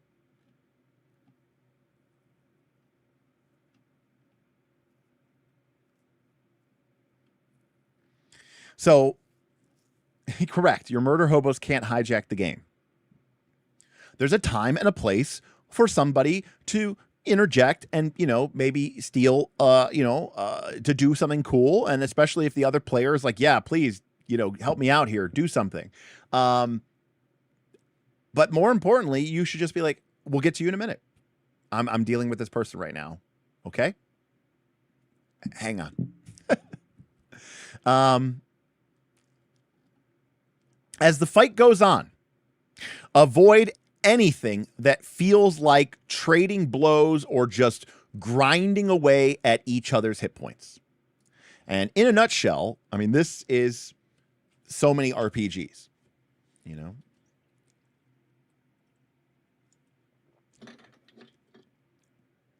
You know, one of the things that I try to do with my Fabulous Ultimate game is give the players something to engage with, so it doesn't literally just feel like you're hacking away at their hit points. Oh, okay, we had to figure out what their weakness is. Oh, this creature is defending this creature, so we need to take them out first. But once we get to a point where we're just like wiping down the hit points, I usually try to just delete the monsters. Edward tipped $10. Here's money just for this Garnet telling people to be adults. Hashtag Stone Mug. Thank you, Edward.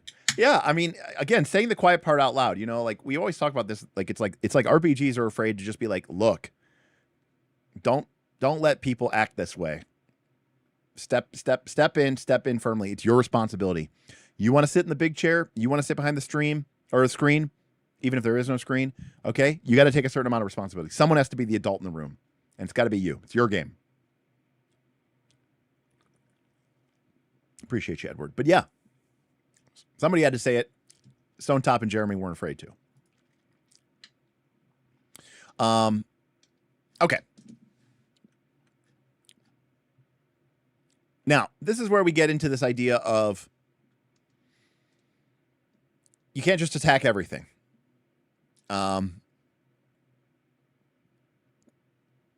Sometimes the players can't feasibly attack their foe. They might have a special quality like Made of Stone, or a tag like Huge that makes them effectively invulnerable to the PC's weapon.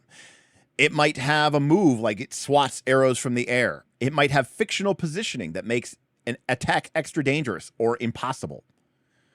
When you first present such a monster, convey how hard it will be to hurt. It has a lashing whip-like tail. It's literally throwing trees around. They have the confidence of a masterful sword master and fighter.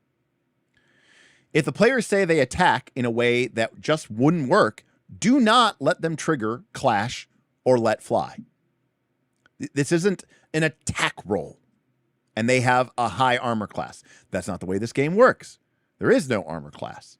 Instead, we represent the difficulty of hitting someone with the fictional position. So instead, we might tell them the requirement. Okay, to close in against the wyvern with its lashing tail, you're going to have to get past the lashing tail. You're going to have to defy the danger first. So you're setting the consequences. You're telling them the requirements and then asking them, right? Or the player could take their action, and instead of letting them roll clash, you follow the fiction, so you tell them a GM move, which is you chop into the creature with full strength and you barely make a dent in its iron thick hide. Or you could put them in a spot. She nimbly dodges your pitiful attack like it's nothing, and her own spear suddenly flashes forward at your throat. What do you do? Halixar says, I think the major issue here is that there will be inevitable disagreements on what constitutes a reasonably possible attack. Halixar, you are correct. And ultimately, the answer is what the GM says. I mean, that's what being the GM means. It means you are the ultimate authority for these things. I mean, for responsibility, for reasonableness and listening to opportunity. But at the end of the day, you are the judge. It's your job. You know, and again, we have principles.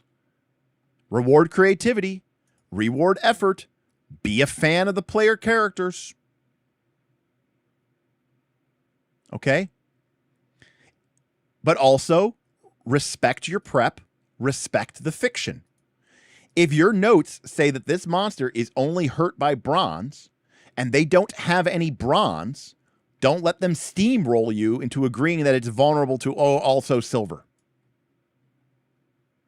Make the PCs work for it. They might have to figure out a way to actually hurt this foe.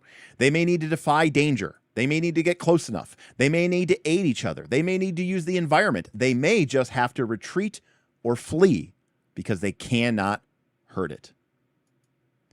And again, it's funny that we think about this from the perspective of D&D, because this was very much a thing in OG D&D. Okay, in OG D&D, if you were fighting a vampire or a specter or I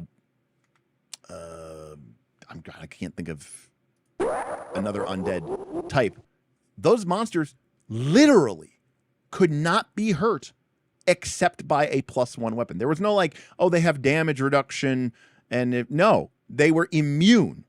They were immune to all attacks except for a +1 or better weapon. A golem, immune to magical attacks except from a +2 or better weapon. No, that's the Monster Manual 2. We don't want the Monster Manual 2. Here we go. Monster Manual 1. If we look up a specter,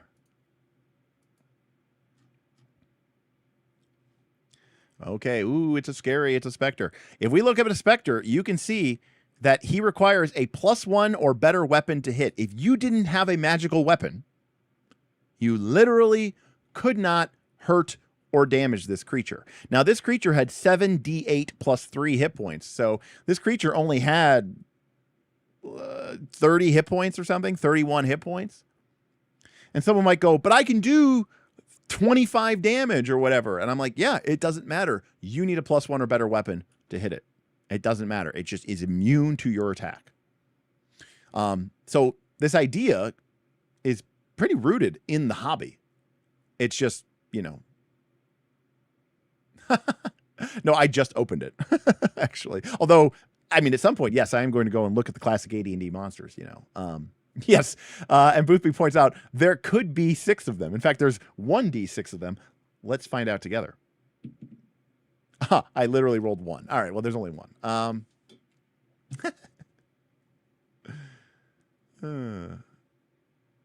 Yes, it has been forgotten and many have gone soft. Yeah, I mean, to a certain extent.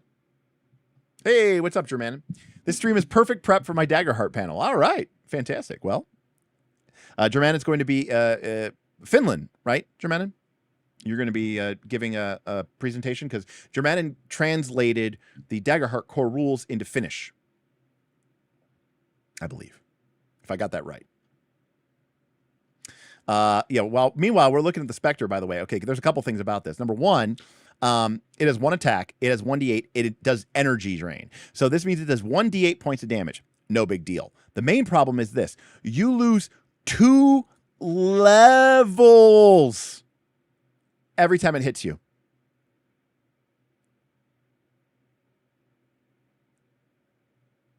Two levels.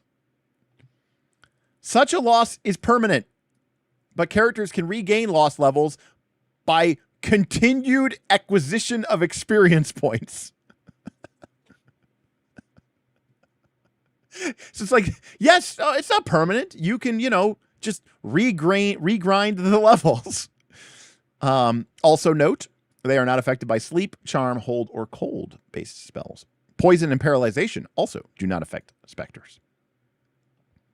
A raised dead will destroy a specter unless it makes its saving throw versus magic.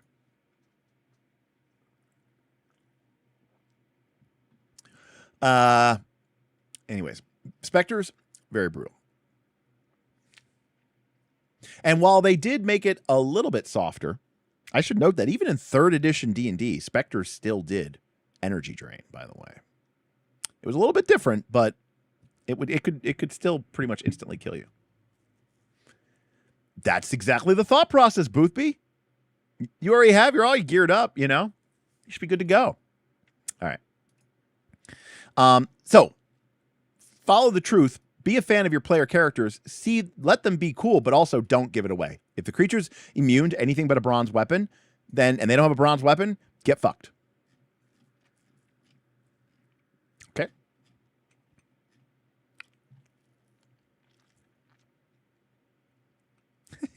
Oh, yeah. So for those of you who don't remember, the way that energy drain worked in 3rd edition was you acquired a negative energy level, and you had to make a saving throw before after a day to see if you could shake off the energy level. If you did, then you didn't suffer the level loss. If you failed that saving throw, then you permanently lost that level. But what a lot of people don't remember is that if your negative energy levels that you had accumulated, even the temporary negative energy levels, equaled your current level, you instantaneously died. So even like a Spectre, Shadows drain strength in 3rd edition, so it's probably a Spectre. But a Spectre did negative energy levels in 3rd edition. But let's say a Spectre gave you a negative energy level in 3rd edition. If you were at level 5, if you ever got 5 negative energy levels, even if they were temporary negative energy levels, you instantaneously died. So, anyways. So we've got a bunch of rules here to help you run and manage combat. Every player, everyone who's running Daggerheart, everyone who's running PbtA, everyone should read all this, okay? I'm not going to say, because a lot of the stuff in here is stuff that you've already heard on this channel, but it's all good. It's all good. It's all good. Okay. Keep fights interesting.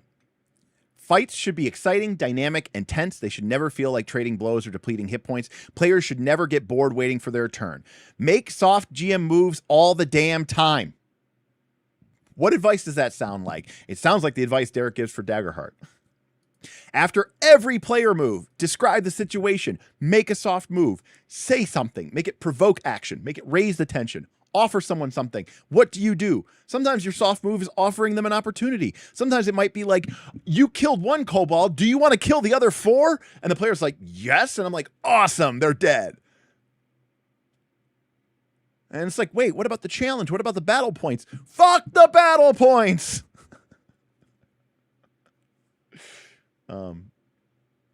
Anyways, sorry. You can use them, but don't feel like they're a straitjacket. That's just my Daggerheart advice. Use FBT, right? Don't just say it attacks you. Say it swoops down and your talons rip its face.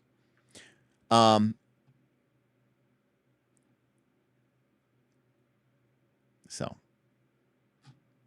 consider the momentum of the action. Okay, this is talking about being a director. It's about thinking about what is the feel of the scene, right?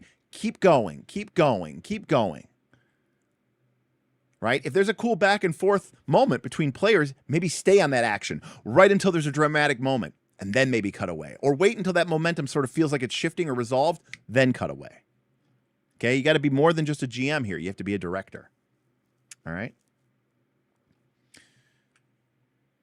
Again, lots and lots and lots and lots and lots and lots and lots and lots and lots and advice. There's even a sidebar here of how to use maps, tokens, and minis, which is acknowledging that sometimes it can be difficult to understand what everything is going, but realize that the maps and the minis cannot dominate the game. You can use them to visualize, you can use them to communicate relative positions and who's engaged with who, but the conversation, the focus has to be on the fiction, it has to be on the conversation. It begins and ends with fictions, not with meeples on the table or squiggles on a whiteboard. Right? Cool, what does that look like? If you notice, that is a term. If you watch like The One Ring, I ask that all the time, right? What does that look like? What does that look like? What does that look like? All right, I'm demanding of them that they add to the fiction. I'm demanding of the players that they add to the fiction.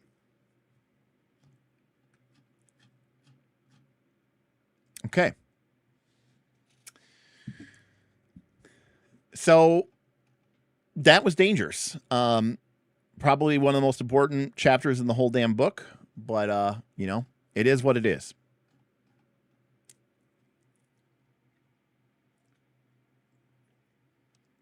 All right. So the other side of it is discoveries. Good stuff. Not everything is a danger. Sometimes there's clues, there's sights, there's encounters, there's opportunities, there's artifacts, there's arcana. Now, discoveries are basically everything else. It's something that the players find. It's something that the players encounter, but it's not immediately dangerous, right? That's the key about a danger. A danger is immediately dangerous.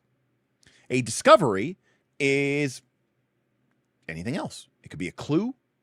It could be a hint. It could be a new site, like a monster's den. It could be an encounter with a curious spirit. It could be an opportunity, like finding a dangling medallion hung over a vampire's grave. It Could be a strange artifact or the really awesome, cool arcana, which contain ancient spells and powerful magical energies. All right. Discoveries could also become a threat or a danger if the players turn it into one, right? So, if you find some sort of, creature that's minding its own business and, chewing on some leaves and you decide you want to, I don't know, kill it for its golden hide, it could become a danger and a monster very quickly, right? Discoveries can be added whenever players make a move and it prompts you to add something. What happened here recently? If someone uses the forage move and you discover something interesting or useful, the players are probably going to demand that you present them with some form of discovery. And of course, obviously, sometimes if you do prep, your prep might demand it. If this room contains an ancient artifact, then when the players enter this room and you start describing the scene, you are going to present them with that discovery because your prep demands it. Or the established fiction implies it. For example, if you slay the bandits, and they came from a camp, then when the players ask you, okay, we look around, do we see anything? And you say, yeah, there's tracks that lead back to their camp. So, and the most important one here is you think it might be fun or interesting or a good idea. A lot of the times, discoveries are my opportunity as a game master to put my thumb on the scale. A move occurs, the players look to me to see what happens. I'm not dictating what's going to happen. I'm presenting the players with an opportunity. And it's something that I think is cool. And I'd like to see it in the game. So I add it. There's nothing wrong with that. That's why you're the GM. That's why the players are showing up to play in your campaign. They want to see now that should be, right? I've heard people say, like somebody was talking about, I don't remember who it was, but they were talking about, they're like, be careful if you play in any pickup Lancer games or something like that, because they're like, if you GM Lancer games, because a lot of players are just going to use your game as an excuse to test out their build. That alone is enough to turn me off to that entire game and that entire community. But what I would say is hopefully most players should, in theory, be playing with you because they want to see your take on things. Unfortunately, we do live in a time and a place where, like, sometimes people just treat GMs as like a disposable, fungible commodity, and they're really just a means to an end to get you to what? I don't know, grind levels in your favorite RPG. Again, there's a lot of people who treat TTRPGs the way that we treat EverQuest. In which case, I would say go play EverQuest. I don't understand why you're playing a TTRPG, but anyways. But I think we shouldn't be afraid as GMs to put our mark into the fiction. What we shouldn't do is decide. We can decide where something starts. We can't ever decide where it's going to finish or how it's going to end, right? So there's not really a whole lot to cover here. Clues are, clues. Again, it's just more of like functional advice. So talks about creating clues.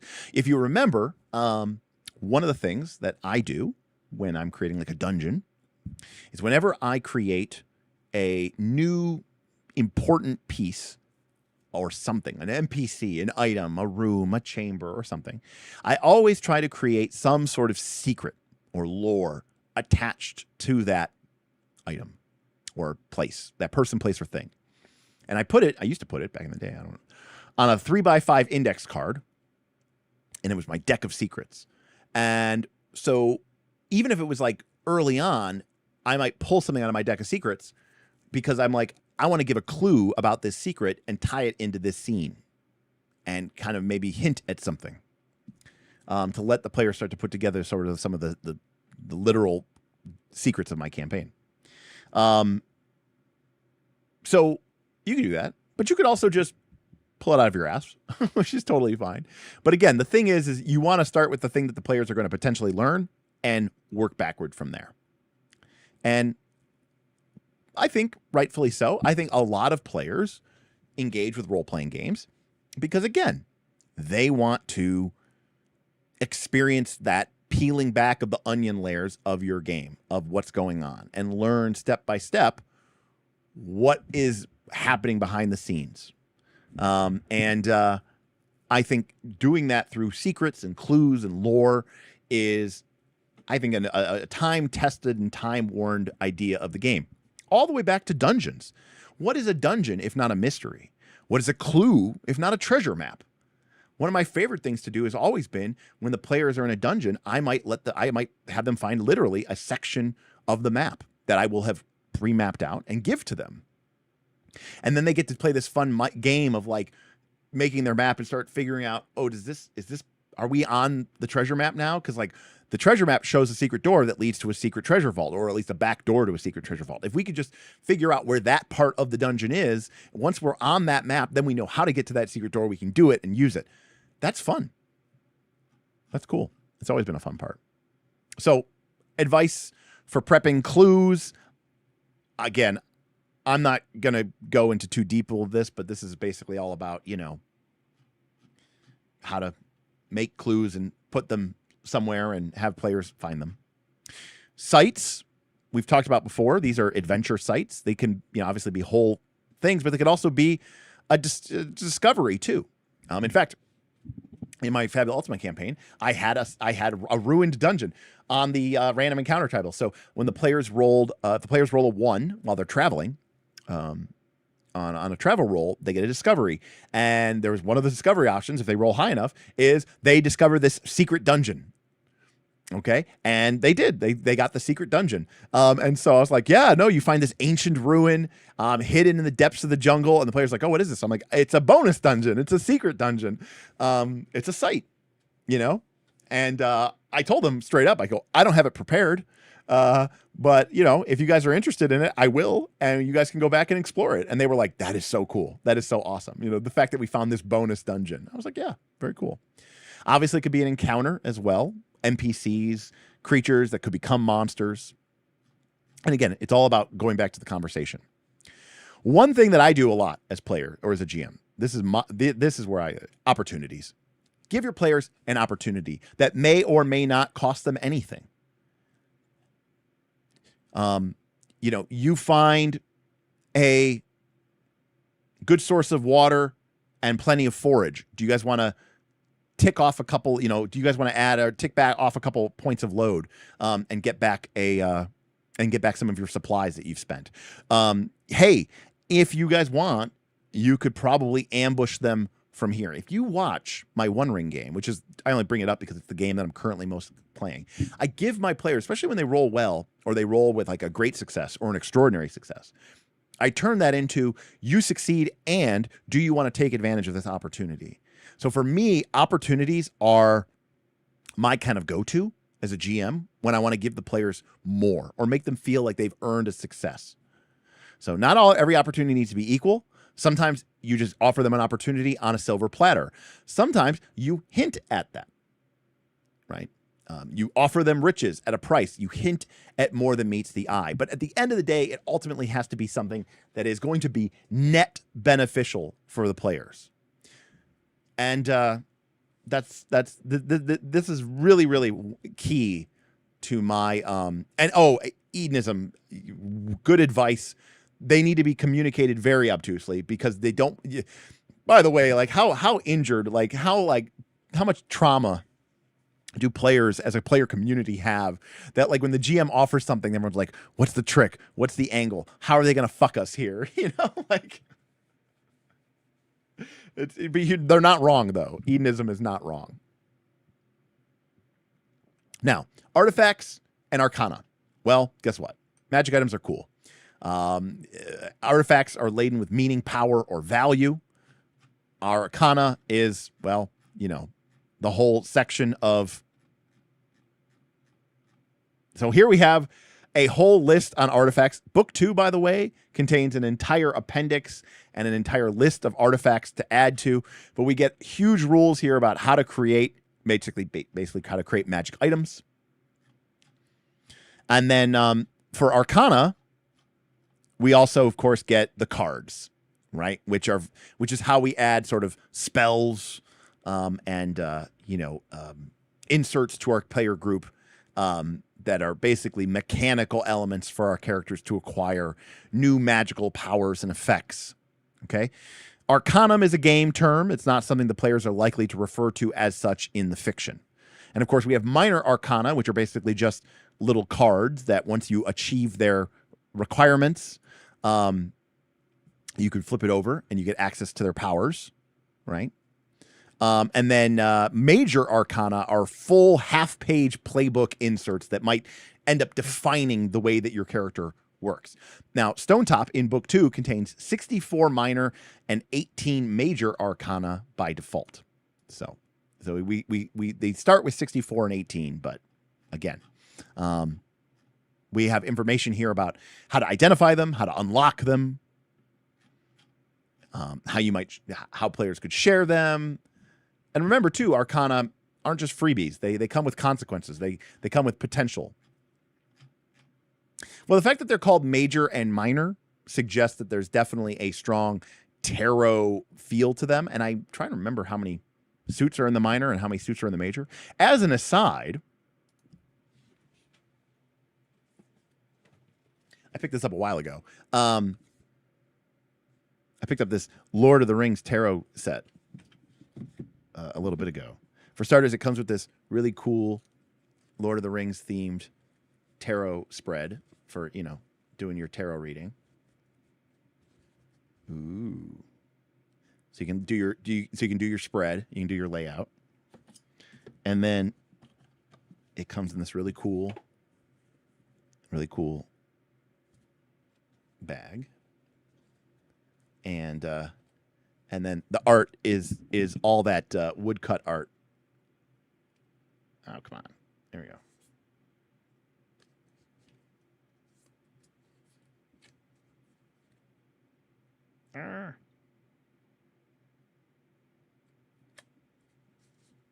Anyways, so very cool deck of cards. How can we use this in the tour game? I mean, it's been a while, Edenism, but I mean, like I said, I used to do tarot readings as part of my teenage magic. I used to do them at birthday parties. I make balloon animals. I can do some magic tricks. I can make balloon animals. What else can I do? I can do tarot readings, palm readings. Goldacat wants me to read the minor arcanum. Okay. So the minor arcanum here is a half-buried plaque, a bronze plate poking out of the soil somewhere in the flats or near the Dread River. It's dented, a bit warped, with maker. Oh, I said precursor earlier, but maker. With maker runes and esoteric diagrams etched into the surface. How the heck did it end up here? The plate contains the workings of a spell, which you can learn, but you must first dig up and clean the plate. You must decipher the maker runes. It'll take a few weeks of study, and you risk harm to your voice, your hearing, and or your neighbors as you practice. Oh, I'm not showing the scene, sorry. Thank you, TAS agent. Okay, so after you do the 4 things, after you dig it up, clean it up, decipher them, study it, and risk harm to our voice, you reveal the thunderous bellow. When you channel the storm primeval and utter a thunderous bellow, take 1d6 damage, ignores armor, and then roll plus your constitution. On a 10 or higher, everyone nearby except you must choose 2. On a 7 through 9, everyone nearby except you must choose 1. Drop what they're carrying and cover their ears, be deafened and disoriented for a few moments, or stagger a few steps away from you. Hey, it's the war horn, Gull. From our One Ring game. Kind of, sort of.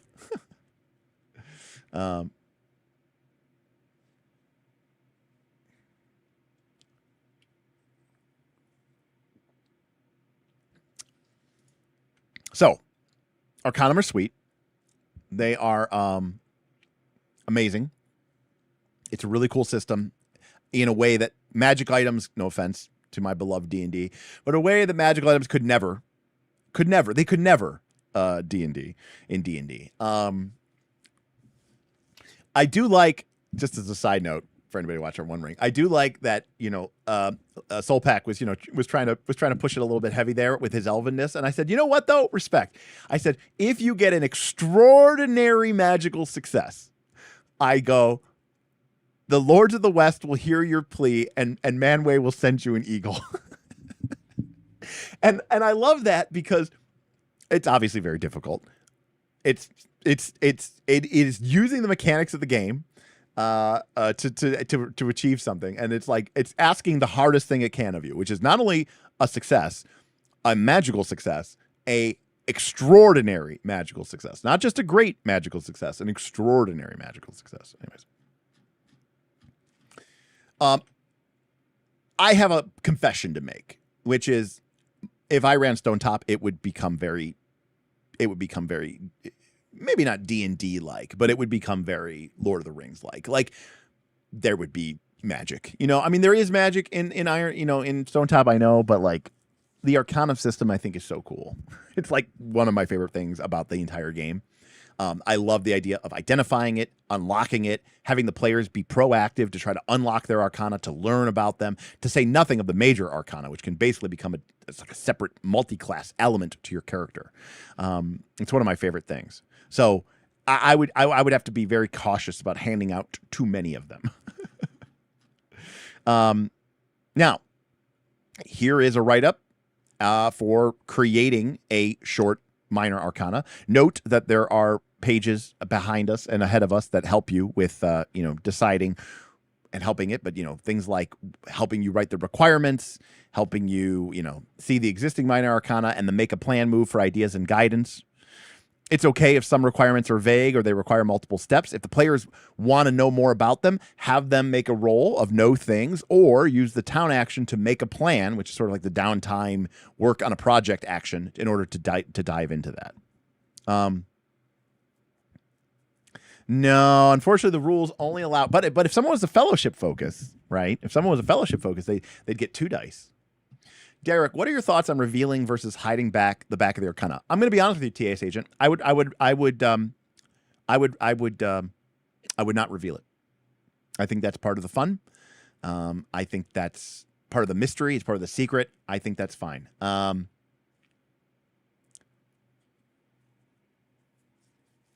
So I'm actually pro hiding it in this case.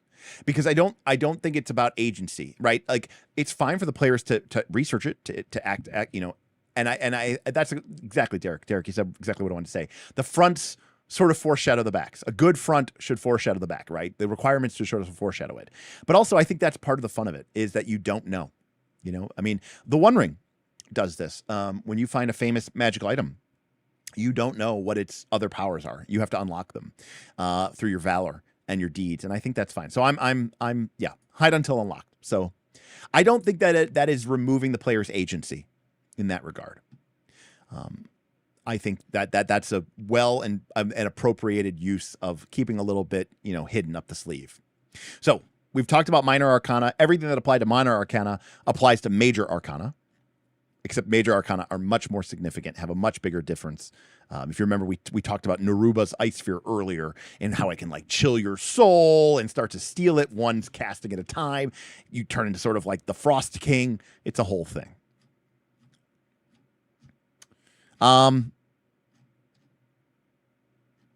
So yeah. I mean, I think, look, if the players get engaged and they want to know things, or they want to make a project to learn more about that, I think that's totally reasonable, Derek. And in fact, to that point, going back to the One Ring, which I've been talking about, you might discover a famous weapon. And if you discover the famous weapon, it might contain 3 properties that you don't know what they are. Well, one of the activities that you can do only at Yule, which basically is like Christmas time, which is like the super extended downtime, once a year, the players basically do not adventure. If you spend your Yule in a place with a great lore master, like maybe Elrond, one of the activities that you can choose for your character is to spend that Yule season meeting with that lore master and discover what the future properties are. So, Aaron, okay, real quick, by the way, we actually finished, 15 minutes over. I know. It's only 2 chapters, but we did finish. We did finish just dangers and discoveries. So all we have left is NPCs and followers, the home front, which is about bringing the village to life and focusing on the moves that are tied to the town, right? These are all the town moves. Kind of like how expeditions had the expedition moves. The town has the town moves. And then we have writing our own custom moves along with love letters, which are personal letter-like moves that you write to a player during between sessions. And then we lastly end with how to end a session, how to begin a session, how to retire PCs, and how to end your game. Not enough games talk about this, by the way. So, and then we get, the wrap-up, acknowledgments, mediography. So we only have 1, 2, 3, maybe 4 streams left. We're making progress, everybody. We are at page 450. Not bad, folks. Not bad at all. But let me just say something again. Number 1, if you don't want to buy Stonetop, fine. Go buy Perilous Wilds. Step 1. I recommend Stonetop, but if you can't or don't, and there's some aversion to it, go buy Perilous Wilds and read it. Number 2, think about dangers, but also think about discoveries. They can transform your game. When you start thinking about the game, it's not just constant stream of threats to throw at your party, but instead make the world a wondrous place that the players are eager and rewarded for exploring. It can really change the tone of your game. A big part of the problem with the adventure path model is players have learned to become very reactive, right? The people with plans, the people who are doing stuff, is the bad guys. And the players are just trying to maintain the status quo, right? They are servants of the status quo. They're like, oh, the bad guy has these big plans and they're trying to do stuff. And our job is just to stop them, right? The heroes are very rarely ever trying to do something. They are trying to stop something else from happening. And that is a very problematic way of running a game. And it creates and it's engendered an entire generation of gamers to be very, very much like backseat, letting the GM, take the wheel. Discoveries, I think, are a really important way to do that, because instead of every time there's an encounter, we think, it's another fight, another trap, another social situation we have to make our way through. Instead, it's like, nope, this is a discovery. This is an opportunity, a clue, a new sight, an encounter with something that you're not going to fight. It's just a straight up opportunity. Strange and weird artifacts and arcana that go beyond just casting identify and learning what it is. That's going to get the players engaged, because now the player goes, hey, I got this arcana, but there's like 5 things on it and I want to unlock them. How do I do that? What do I do? I'm like, well, you need to translate it. How do I translate it? I don't know. How do you translate it? Right? Now suddenly the player's like, okay, well, and then like, oh, there's an old man that lives, I got to find the tablet for Dr. Uni so that he can translate it and teach me Leflish so that I can go to Leflin and I can speak to the people. That's from Final Fantasy 1. But it causes the players to become proactive instead of reactive, and I think that's what's really important. So Aaron asked a question about One Ring. He says, are you still loving the Tor journey rules, or are they getting tedious? I find almost all journey-based mechanics run out of steam eventually. Well, I think like anything, like anything, if you just spam mechanics, I think that they will become very boring. Combat included. But I will say this. For me, personally, the One Ring journey rules are fantastic because they allow me to do environmental storytelling. And that's a big part of Tolkien for me. I love the world, the language, the imagery, and it is a useful tool, right, to create that sense of space and distance and ambiance. I think that the One Ring journey rules are particularly intelligent because they say things like, don't make the journey back, make the journey there. Number 2, it's mechanically relevant. A lot of people are used to journey rules in games where every night when you go to sleep, you get all your spells and all your hit points back. In which case, what really happened? Well, we lost a ration. How many rations are you carrying? 500. Or I have to make a forage check, or my ranger automatically forages every day. Or I have to make a forage check, it's DC 12. The One Ring Journey rules are not so easy. They're not so simple.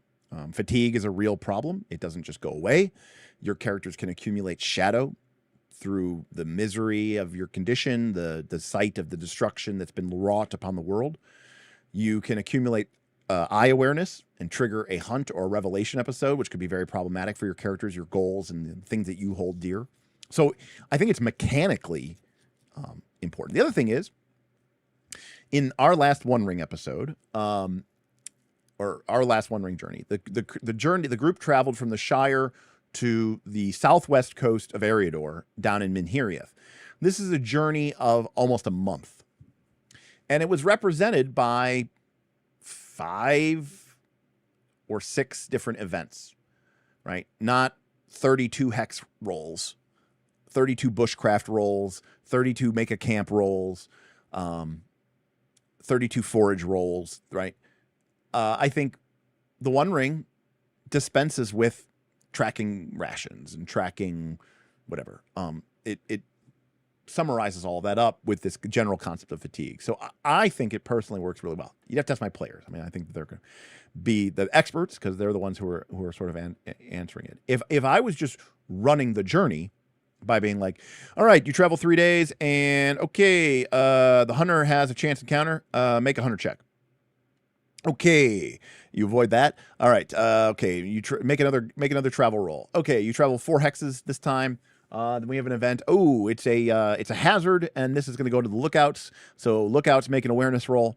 Okay, you guys failed. So lookouts, you take a wound, or you take 3 points of shadow. If I did it like that, yeah, I think that'd be terrible. But I think anything done like that in a role playing game becomes terrible. So, yeah, generally speaking. Again, for me, there's a mechanical consequence to the journey rules in the One Ring, but it's also an opportunity for me to, speak in my high Tolkien as much as I can, and really highlight some of the important concepts or ideas of the One Ring. So hopefully that answers your question. We lost. Hold on a second. Let me see if I can get him. We lost one dog. She left. I think she's probably in my bed. We lost one dog, but we gained another. Hello.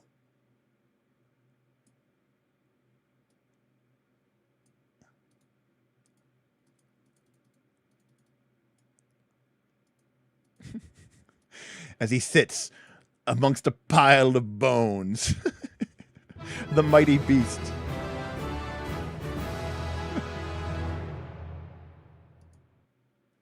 Tipped $50 for doggo. Dr. Steve, I appreciate you so much. This is the wrong dog. The one who's hurt is actually laying down, I think, in bed. She's probably mad because she didn't get her dinner yet. But this is Zeus. He is 12 years old, and he already had his really expensive knee surgeries. And he is laying amidst Warhammer books and old school necromancer game dungeons, as he likes to do. Huh, buddy? Zeus. Buddy. Hey. Zeus. He's ignoring me. Yeah, he used to be a cinnamon man. Now he's a cinnamon and sugar man because he's got the gray. I'm so jealous of that copy of the Goodman's B2. Yeah, it's a shame they don't. Yeah, they stopped making it. They don't do it. Yeah, he's like, dude, I'm sleeping. Do not bother me. I heard the other dog. She was out there in the cameras. Buddy, are you hungry? Zeus. Hey, are you hungry? He's like, yes, I am. That was mean. I'm going to have to definitely go feed them now. Anyways, that brought the other one in here as well, too. All right, lay down. Go lay down. Good girl. Yes, we'll wake for snacks. Yes, he's 12 years old, but he actually is in really good. He's in really good shape. He did have to have 2 knee surgeries, but Joe Stone is cool. I'm going to be honest with you. I am in a situation right now where I had to make a decision in 2026 not to back any new Kickstarters. Because, again, on any given month, there is a 50-50 chance that I will make a little money or a 50-50 chance that I will be negative and I will need to, dip into my savings in order to pay my expenses. And people are like, oh, you go to conventions. I'm like, yeah, Steven Glicker pays for those conventions. Okay. So, long story short, I unfortunately am not in a situation where I can back things. That being said, if the folks at Steve Jackson Games, aka and or Jay Dragon, want to send me a free copy of 7-part pack so I can review it and talk about it, I would be very excited about it because it is definitely a game that I think seems interesting, awesome, cool. A lot of things. I love complicated mechanics and board games and blah blah blah blah. I didn't back Last Ark. No, I did not back Last Ark. They sent it to me for free because they sponsored me. Last Ark paid me money. So unfortunately, I tried to do what I can for, folks like, Agile Monk and, his campaign or, Pete, from, Garblag Games, Heroic Deeds 5e. As a reminder, if you haven't backed Heroic Deeds 5e, there's a couple days left, about a week left. And unfortunately, they haven't even met their goal yet. So, who knows if it's going to happen? I'm kind of shocked myself. I think it's incredible. I think it's amazing. And it's got 5e in the title. So I don't understand why it's not doing better, but we do what we can.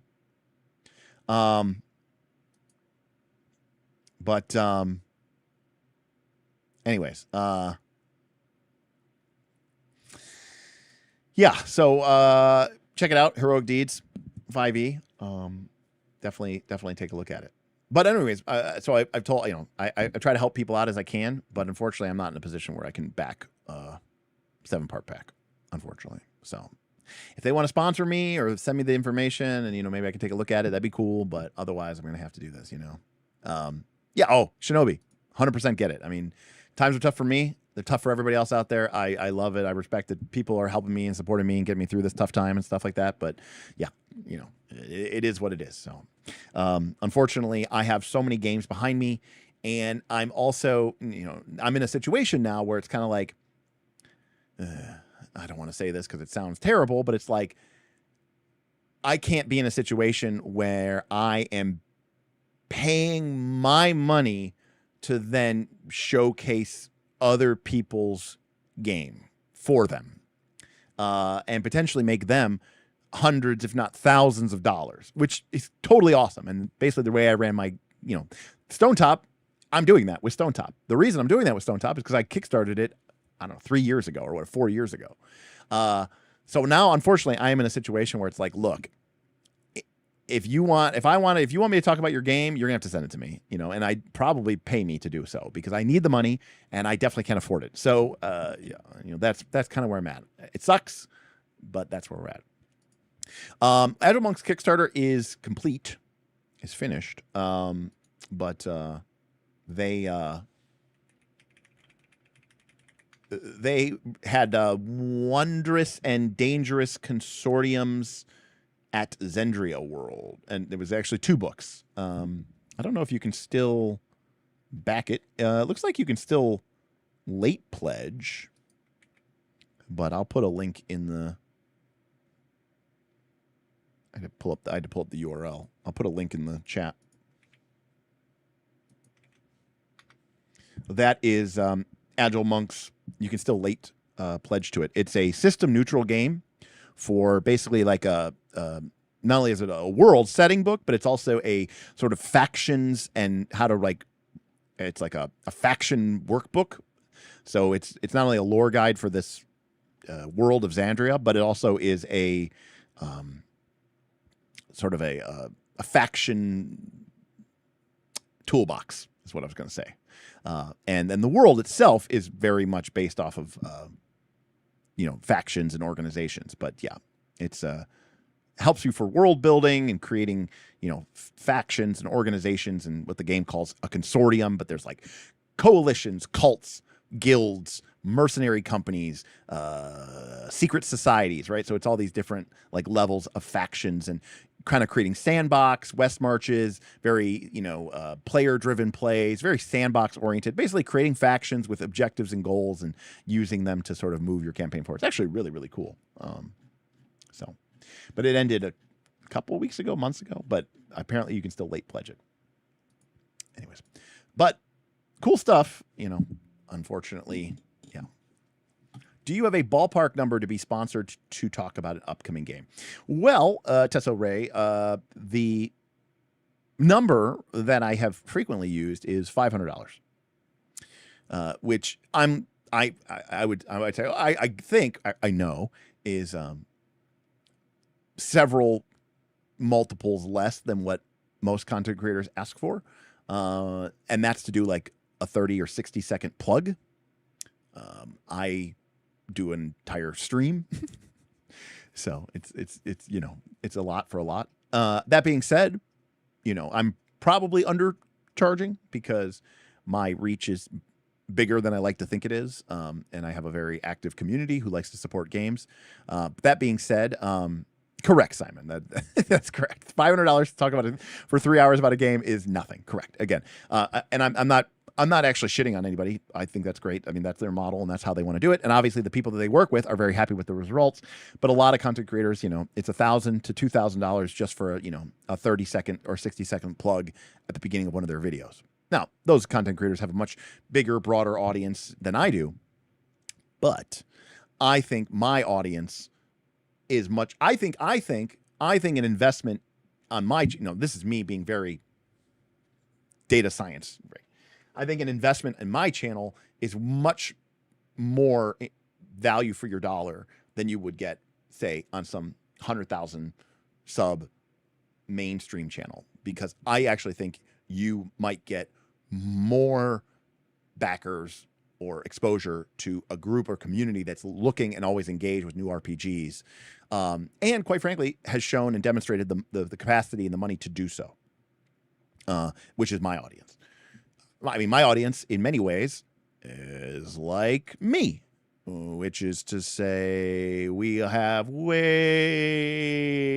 too many role-playing games, right? Like, so, I'm not just the president, right? I'm also a client.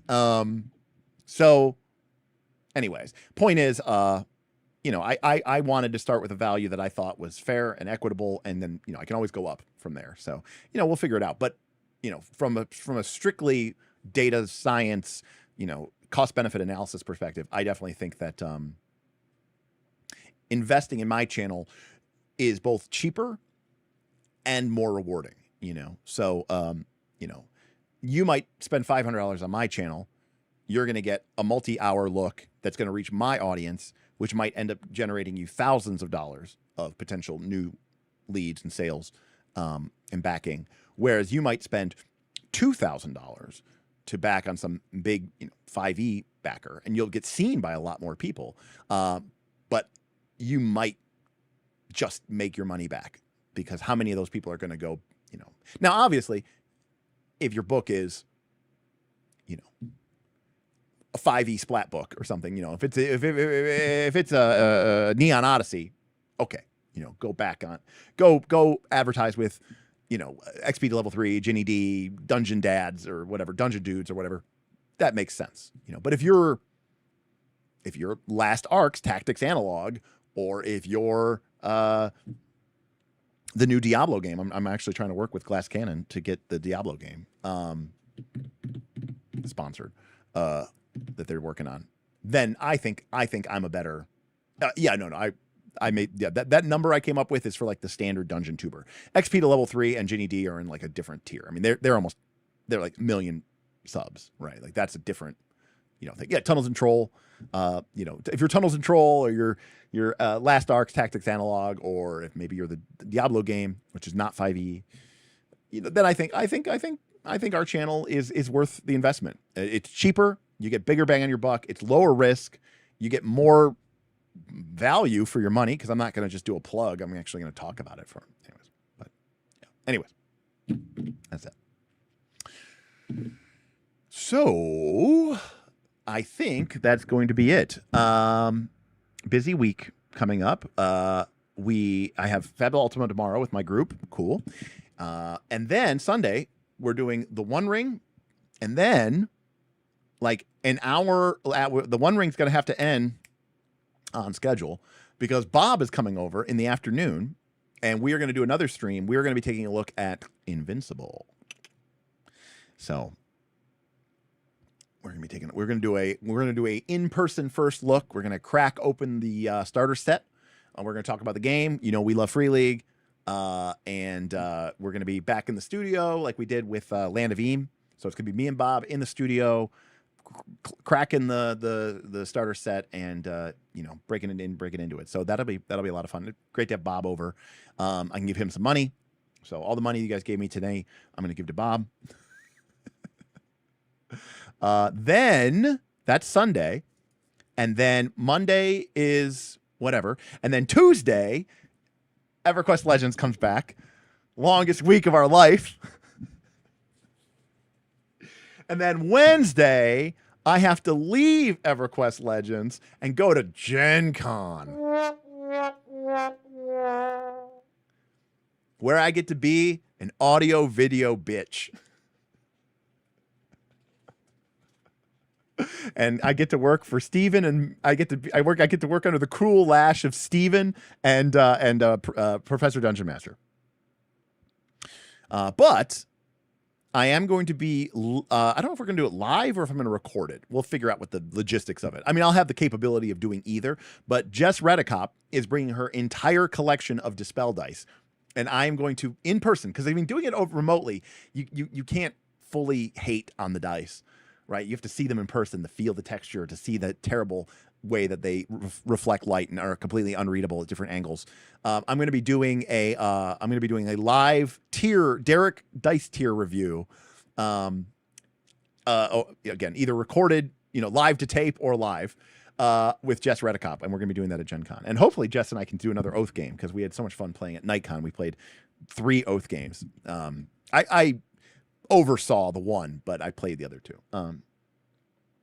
Well, by working, I mean not getting paid. So, call it, let's put proper parentheses or proper quotation marks around things. I'm working for Professor Dungeon Master. Tell Mark to get better lights. Mark's situation may never be improvable, and I don't know that he wants to. Quite frankly, Osily, I got to admit, I mean, I think most of us who played had a far better experience with EverQuest Legends than I think any of us thought we were going to have. And I think EverQuest Legends is far more interesting and fun than it has any right being, considering it's a 27-year-old game. So my buddy Rich says, I probably will go Warrior, Druid, Zerker to 25, and then I will go with my name of Glortak instead, not to besmirch Lord Brenner, the Godslayer. For those of you who don't know, this is my buddy Rich. When I've told many stories of Rich. Rich is the guy who, in the final scene of our final 3rd edition fight, teleported in and Vorpal Sword one-shot the ancient Baylor god creature with a single roll of his Vorpal greatsword that ended the campaign and set everything in motion. That was Brennard. Glortak was the name of his 4th edition character who went to max level. Anyways, and we've been having fun. We've been playing, and Rich has the heart of the card. Rich rolls really well. Also, one of the fun things about that 3rd edition campaign is Rich's character was the only one who went to 21st level, epic level, because Rich would always help me out at the end of the session to like clean up pizza and recycle the 2-liter bottles of soda, and so he would always get this little bit of experience point bonus. And by the end of the campaign, after 2 years of playing, he had enough experience to be 21st level whereas everybody else was 20th level. And by that time, Epic level handbook had come out, so we let him become Epic level. So everyone else got to 20th level, he got to 21st level. You know, his went to 21. It was pretty sweet. To be clear, I sign up for that. You know, I mean, it's not like they're putting a gun to my head. I could have a choice. I could say no. I mean, again, you know, Steven pays for most of my meals. I get to stay with him. I get to crash with him for free. That's not nothing, you know. So, you know, that's not, there are, you know, fringe benefits, but it basically, I mean, yes, he's paying for my room considering that I'm going there to work for him. You know, it's like the least he could do. So, but yeah, I mean, it is kind of paid by exposure, but you know, I would say no if I had a bunch of other things going on, but it's an opportunity for me to make content, to meet with people. And quite frankly, in my current situation, I probably wouldn't be able to go otherwise. So, you know, it is for me. Now, if I had my job and stuff like that, I would say no, or you'd have to pay me because I'm, you know, going on vacation to do this. But my situation is a bit different, isn't it? Let's see here. What are you dying for? Oh, an update on Tunnels and Trolls. Yeah, Tunnels and Trolls blew me away. I mean, again, I went into those things. I told those people, I said, look, this when I say that this is a first look, it's a first look. I may not like your game. That doesn't mean that people won't back it. Just because I dislike something doesn't mean my audience goes, oh, you're right, we should hate it too. So, I mean, that was really surprising.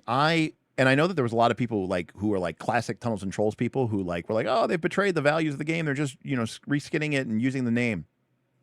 Well, it doesn't affect me. I don't give a shit about the original Tunnels and Trolls. I know that they made an awesome game. The whole threat system,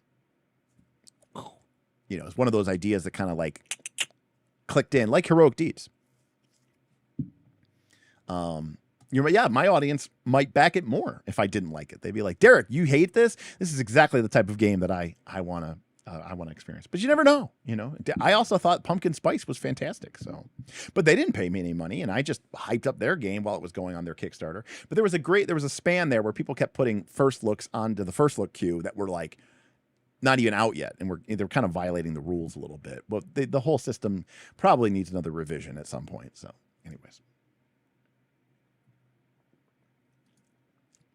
Yeah, they did.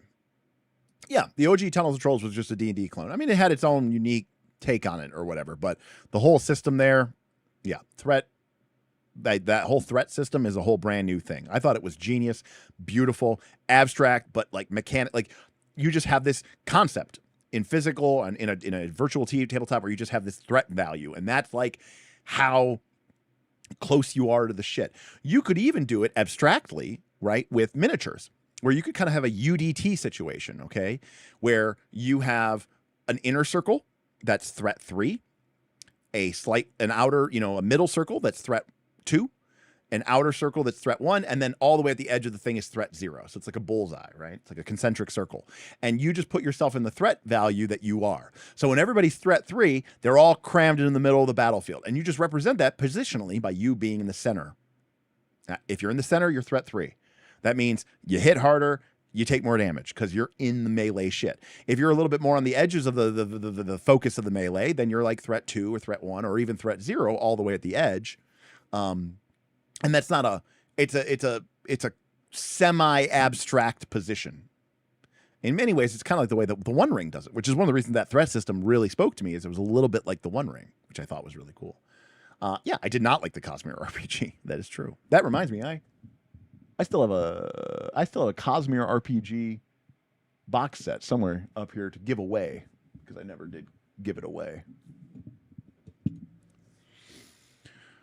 Anyways, but the real tea is going to be at Gen Con. Well, we have about 120 pages left of book 1. So we have to cover NPCs and the followers because they get their own moves. There's only 2, order, followers, and strength and bond. Then we have the home front, which covers in detail the village moves. And then there's a section on how to write your own moves.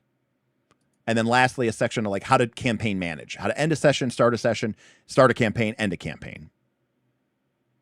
So roughly 30 pages each. So 120 pages, give or take.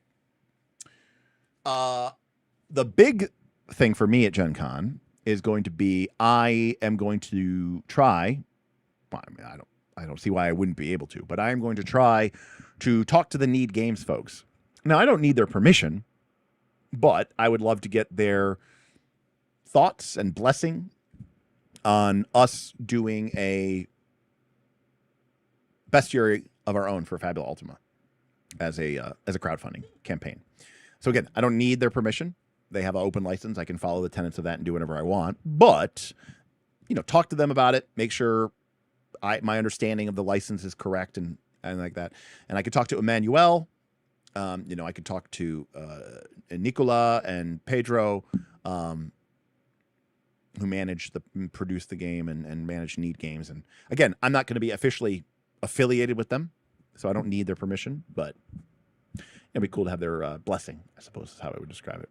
And then assuming, we kind of get some of those ducks in rows, when I get back from Gen Con, my plan is to fairly quickly put together a crowdfunding campaign to try to get some money together so that we could do our version of a Fabula Ultima bestiary to supplement the Fabula Ultima bestiary that just came out, which tentatively we are calling the Creature Compendium.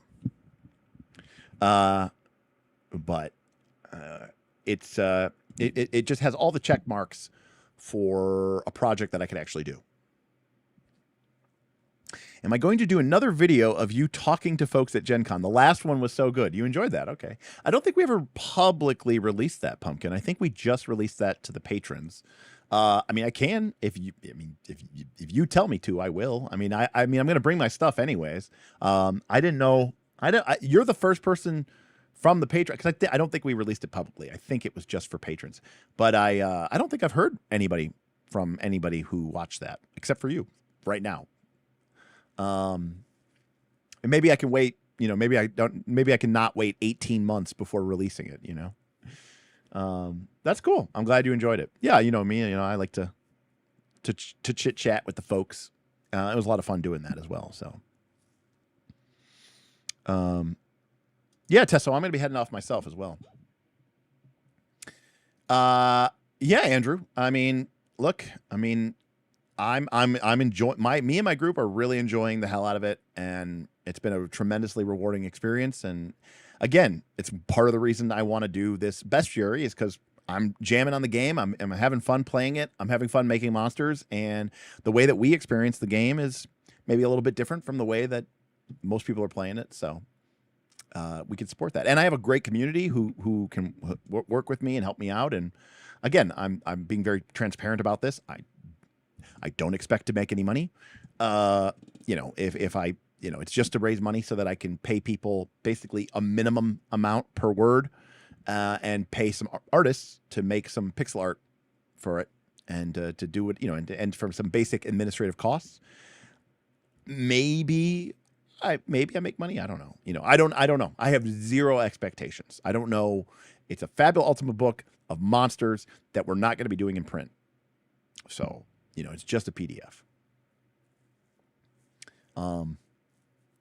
So I don't know if people are going to pay for that or not pay for that, or, what we're going to do or how we're going to do it or whatever.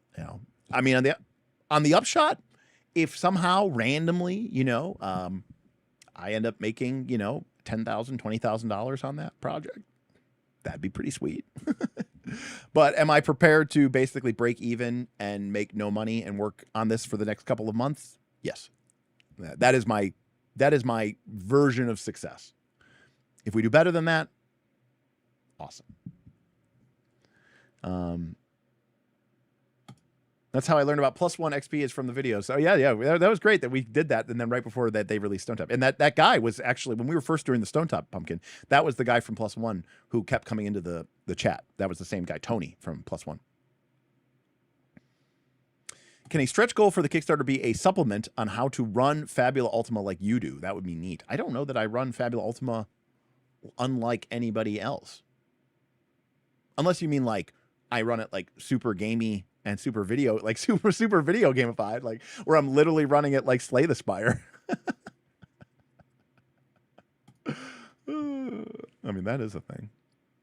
To be clear, some of the way that I run Fabula Ultima only works because I'm running it virtually. Yeah. As Obvious, who's in chat, my good buddy George said, and I think he said this really well. He said, minimal immersion, maximum engagement. And I think that that is very accurate. Like, the model that we have is very not good for immersion, but it's very engaging, and it makes you feel like your choices matter, and we get to have these cool vignettes and scenes. And we've had some really cool, like in the last dungeon that we had, there was the dragon spirit sort of confronted each of the players, and then Tim failed the check, and he needed to push with a +4 bond, which doesn't exist in the game, but he has a +4 bond because of his demon soul. But if he pushed one last time, it would awaken his demon soul. And he said, you know what? I want to do it. I want to see what happens anyways. So he awakened the demon soul, which manifested as sort of like an evil, twisted version of himself as the demon king. He's the fire king. And then it became a villain, and they had to fight it. And I had to pull this out of my ass, obviously. And then they beat it. He used up all his ultimate points. So then I was like, you know what? This guy's pretty cool. I'm going to escalate him.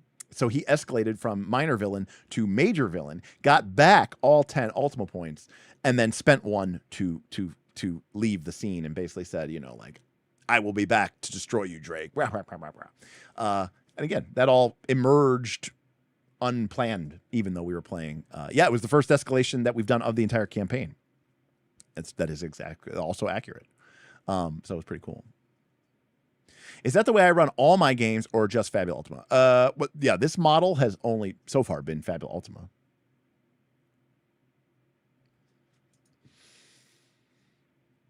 Alrighty. Well, that is going to do it for me tonight. We'll be back Sunday, probably with a double header, right? We're going to be playing One Ring in the morning, and then we're going to be doing a in-person, me and Bob in the studio, first look unboxing of Free League's Invincible, of which I know nothing except for that viral video that went around a couple of years ago that made me like roll my eyes in disgust, which showed, you know, the editor from the Daily Bugle killing all the members of the knockoff Temu Justice League. That's literally all I know about the entire show at all. But as one can hopefully surmise, I do have a lot of experience.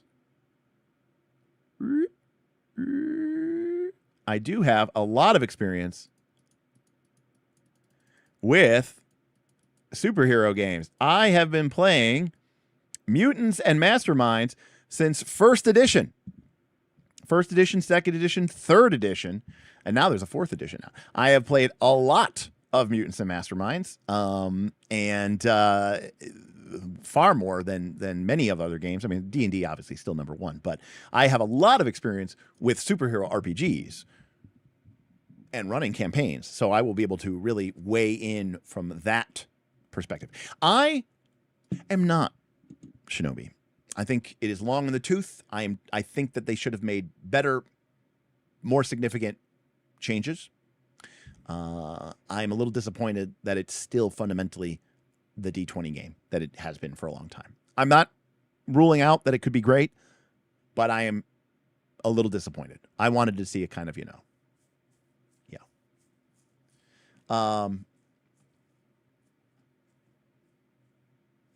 Shinobi, I know nothing. I just know that there was the guy who they made look like his actor.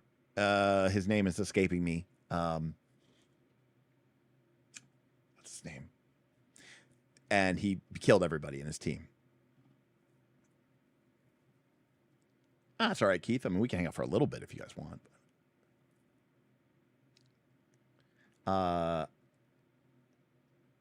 Got a session 0 for Masks game tonight. I'm looking forward to. Yeah, Masks. J.K. Simmons. Thank you, Boothby. That's it. J.K. Simmons. Who I like. I mean, as an actor, is pretty cool. But again, I just saw him, you know, kicking everybody's ass and punching through their head and guts and gore going everywhere. And I went, I have zero interest in this. Like negative interest, actually. I hate gore. Let's see. As for tomorrow's Fabula game, the party is going to be fighting an ancient flame dragon, which will be pretty cool. And that'll be really interesting. The group was playing last week. Smith wasn't there, who is their Dark Knight Guardian tank. And the group kind of agreed to sort of sandbag it / end the night early, play a little EverQuest, because the group was like, yeah, we probably don't want to keep going on if we don't have our main tank, because every time they try to like fight a major villain or whatever without a main tank, it usually goes pretty bad for them. So, but I'm looking forward to it. It should be a nice, tough fight. It's a level 40 boss, and at the time when they started the dungeon, the group wasn't even yet level 30, so technically it was over leveled. Dark Knight tank, Batman? No, like Dark Knight, like from like Final Fantasy Dark Knight, you know? Pumpkin says, my message got eaten, but all the patrons should watch the patron exclusive Gen Con stream Derek did a while back, since no one watched it. Yeah, fair enough. Yeah, not most people don't watch it. Most of our patrons don't watch my stuff, so that's not really that surprising to me. So that's going to do it for me tonight. Again, we'll be back Sunday for One Ring in the morning. The group will be heading to Lone Dar and then engaging in a council, which will be interesting. I really like the council mechanics as well, although I do have a lot of ideas about how I would want to improve them and change them. Not change them for they're fine. They're totally fine. There's always more that I want to be able to do with those systems. There's some combination between those that I think will be really great. And then, they've already left. They're not stealing the boat. The boat was not stolen. I admit, stealing the boat would have been awesome. That would have been a player's move. But I will agree that stealing the boat was a more D&D type move than a Lord of the Rings type move. But then, like I said, Aragorn and the Grey Company stole the boats. So technically, that is kind of canon. And they stole the boats from the Corsairs of Umbar. So these are the Corsairs of Umbar. So they would have been stealing the boats from the same people. I mean, there's sort of a, it's kind of part of the game. It's kind of the concept. And then, like I said, we'll be doing the free league, Invincible First Look.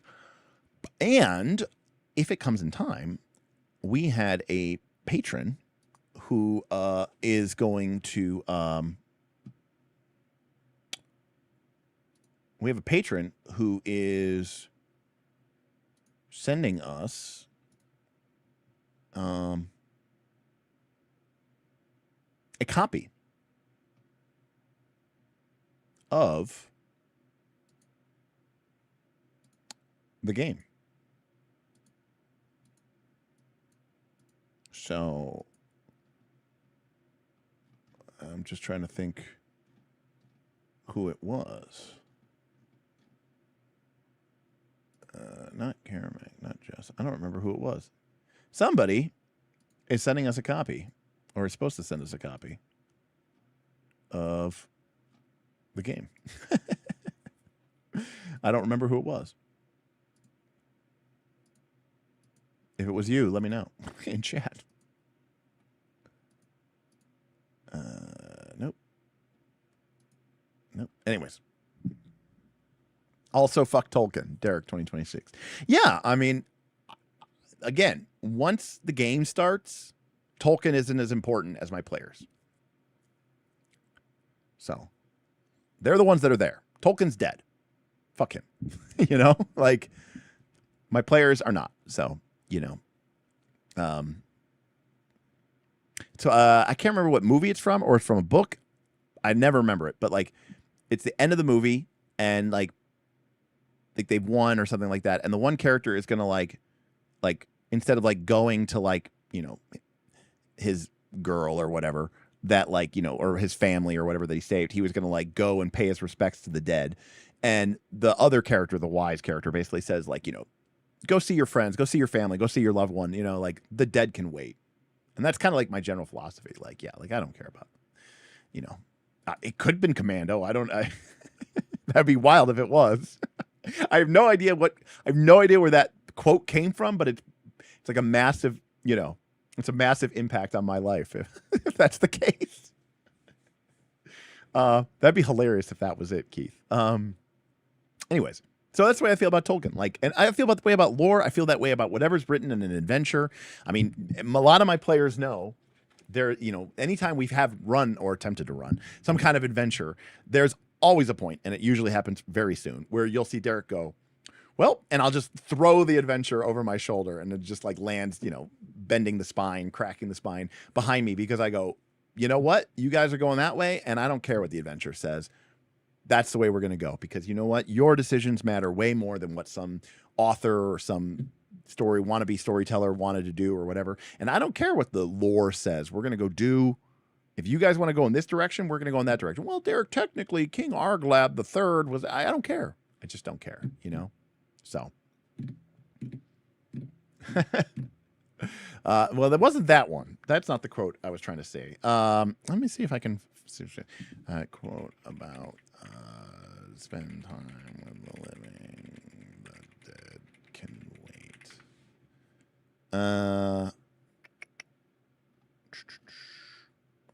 Well, it's not Ecclesiastes.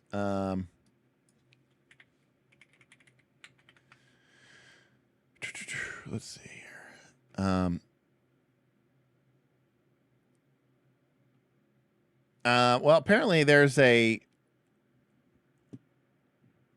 it's from CSI, season 7, episode 4, where investigator Sarah Seidel tells her colleague, "Go with the living, Jim. The dead can wait."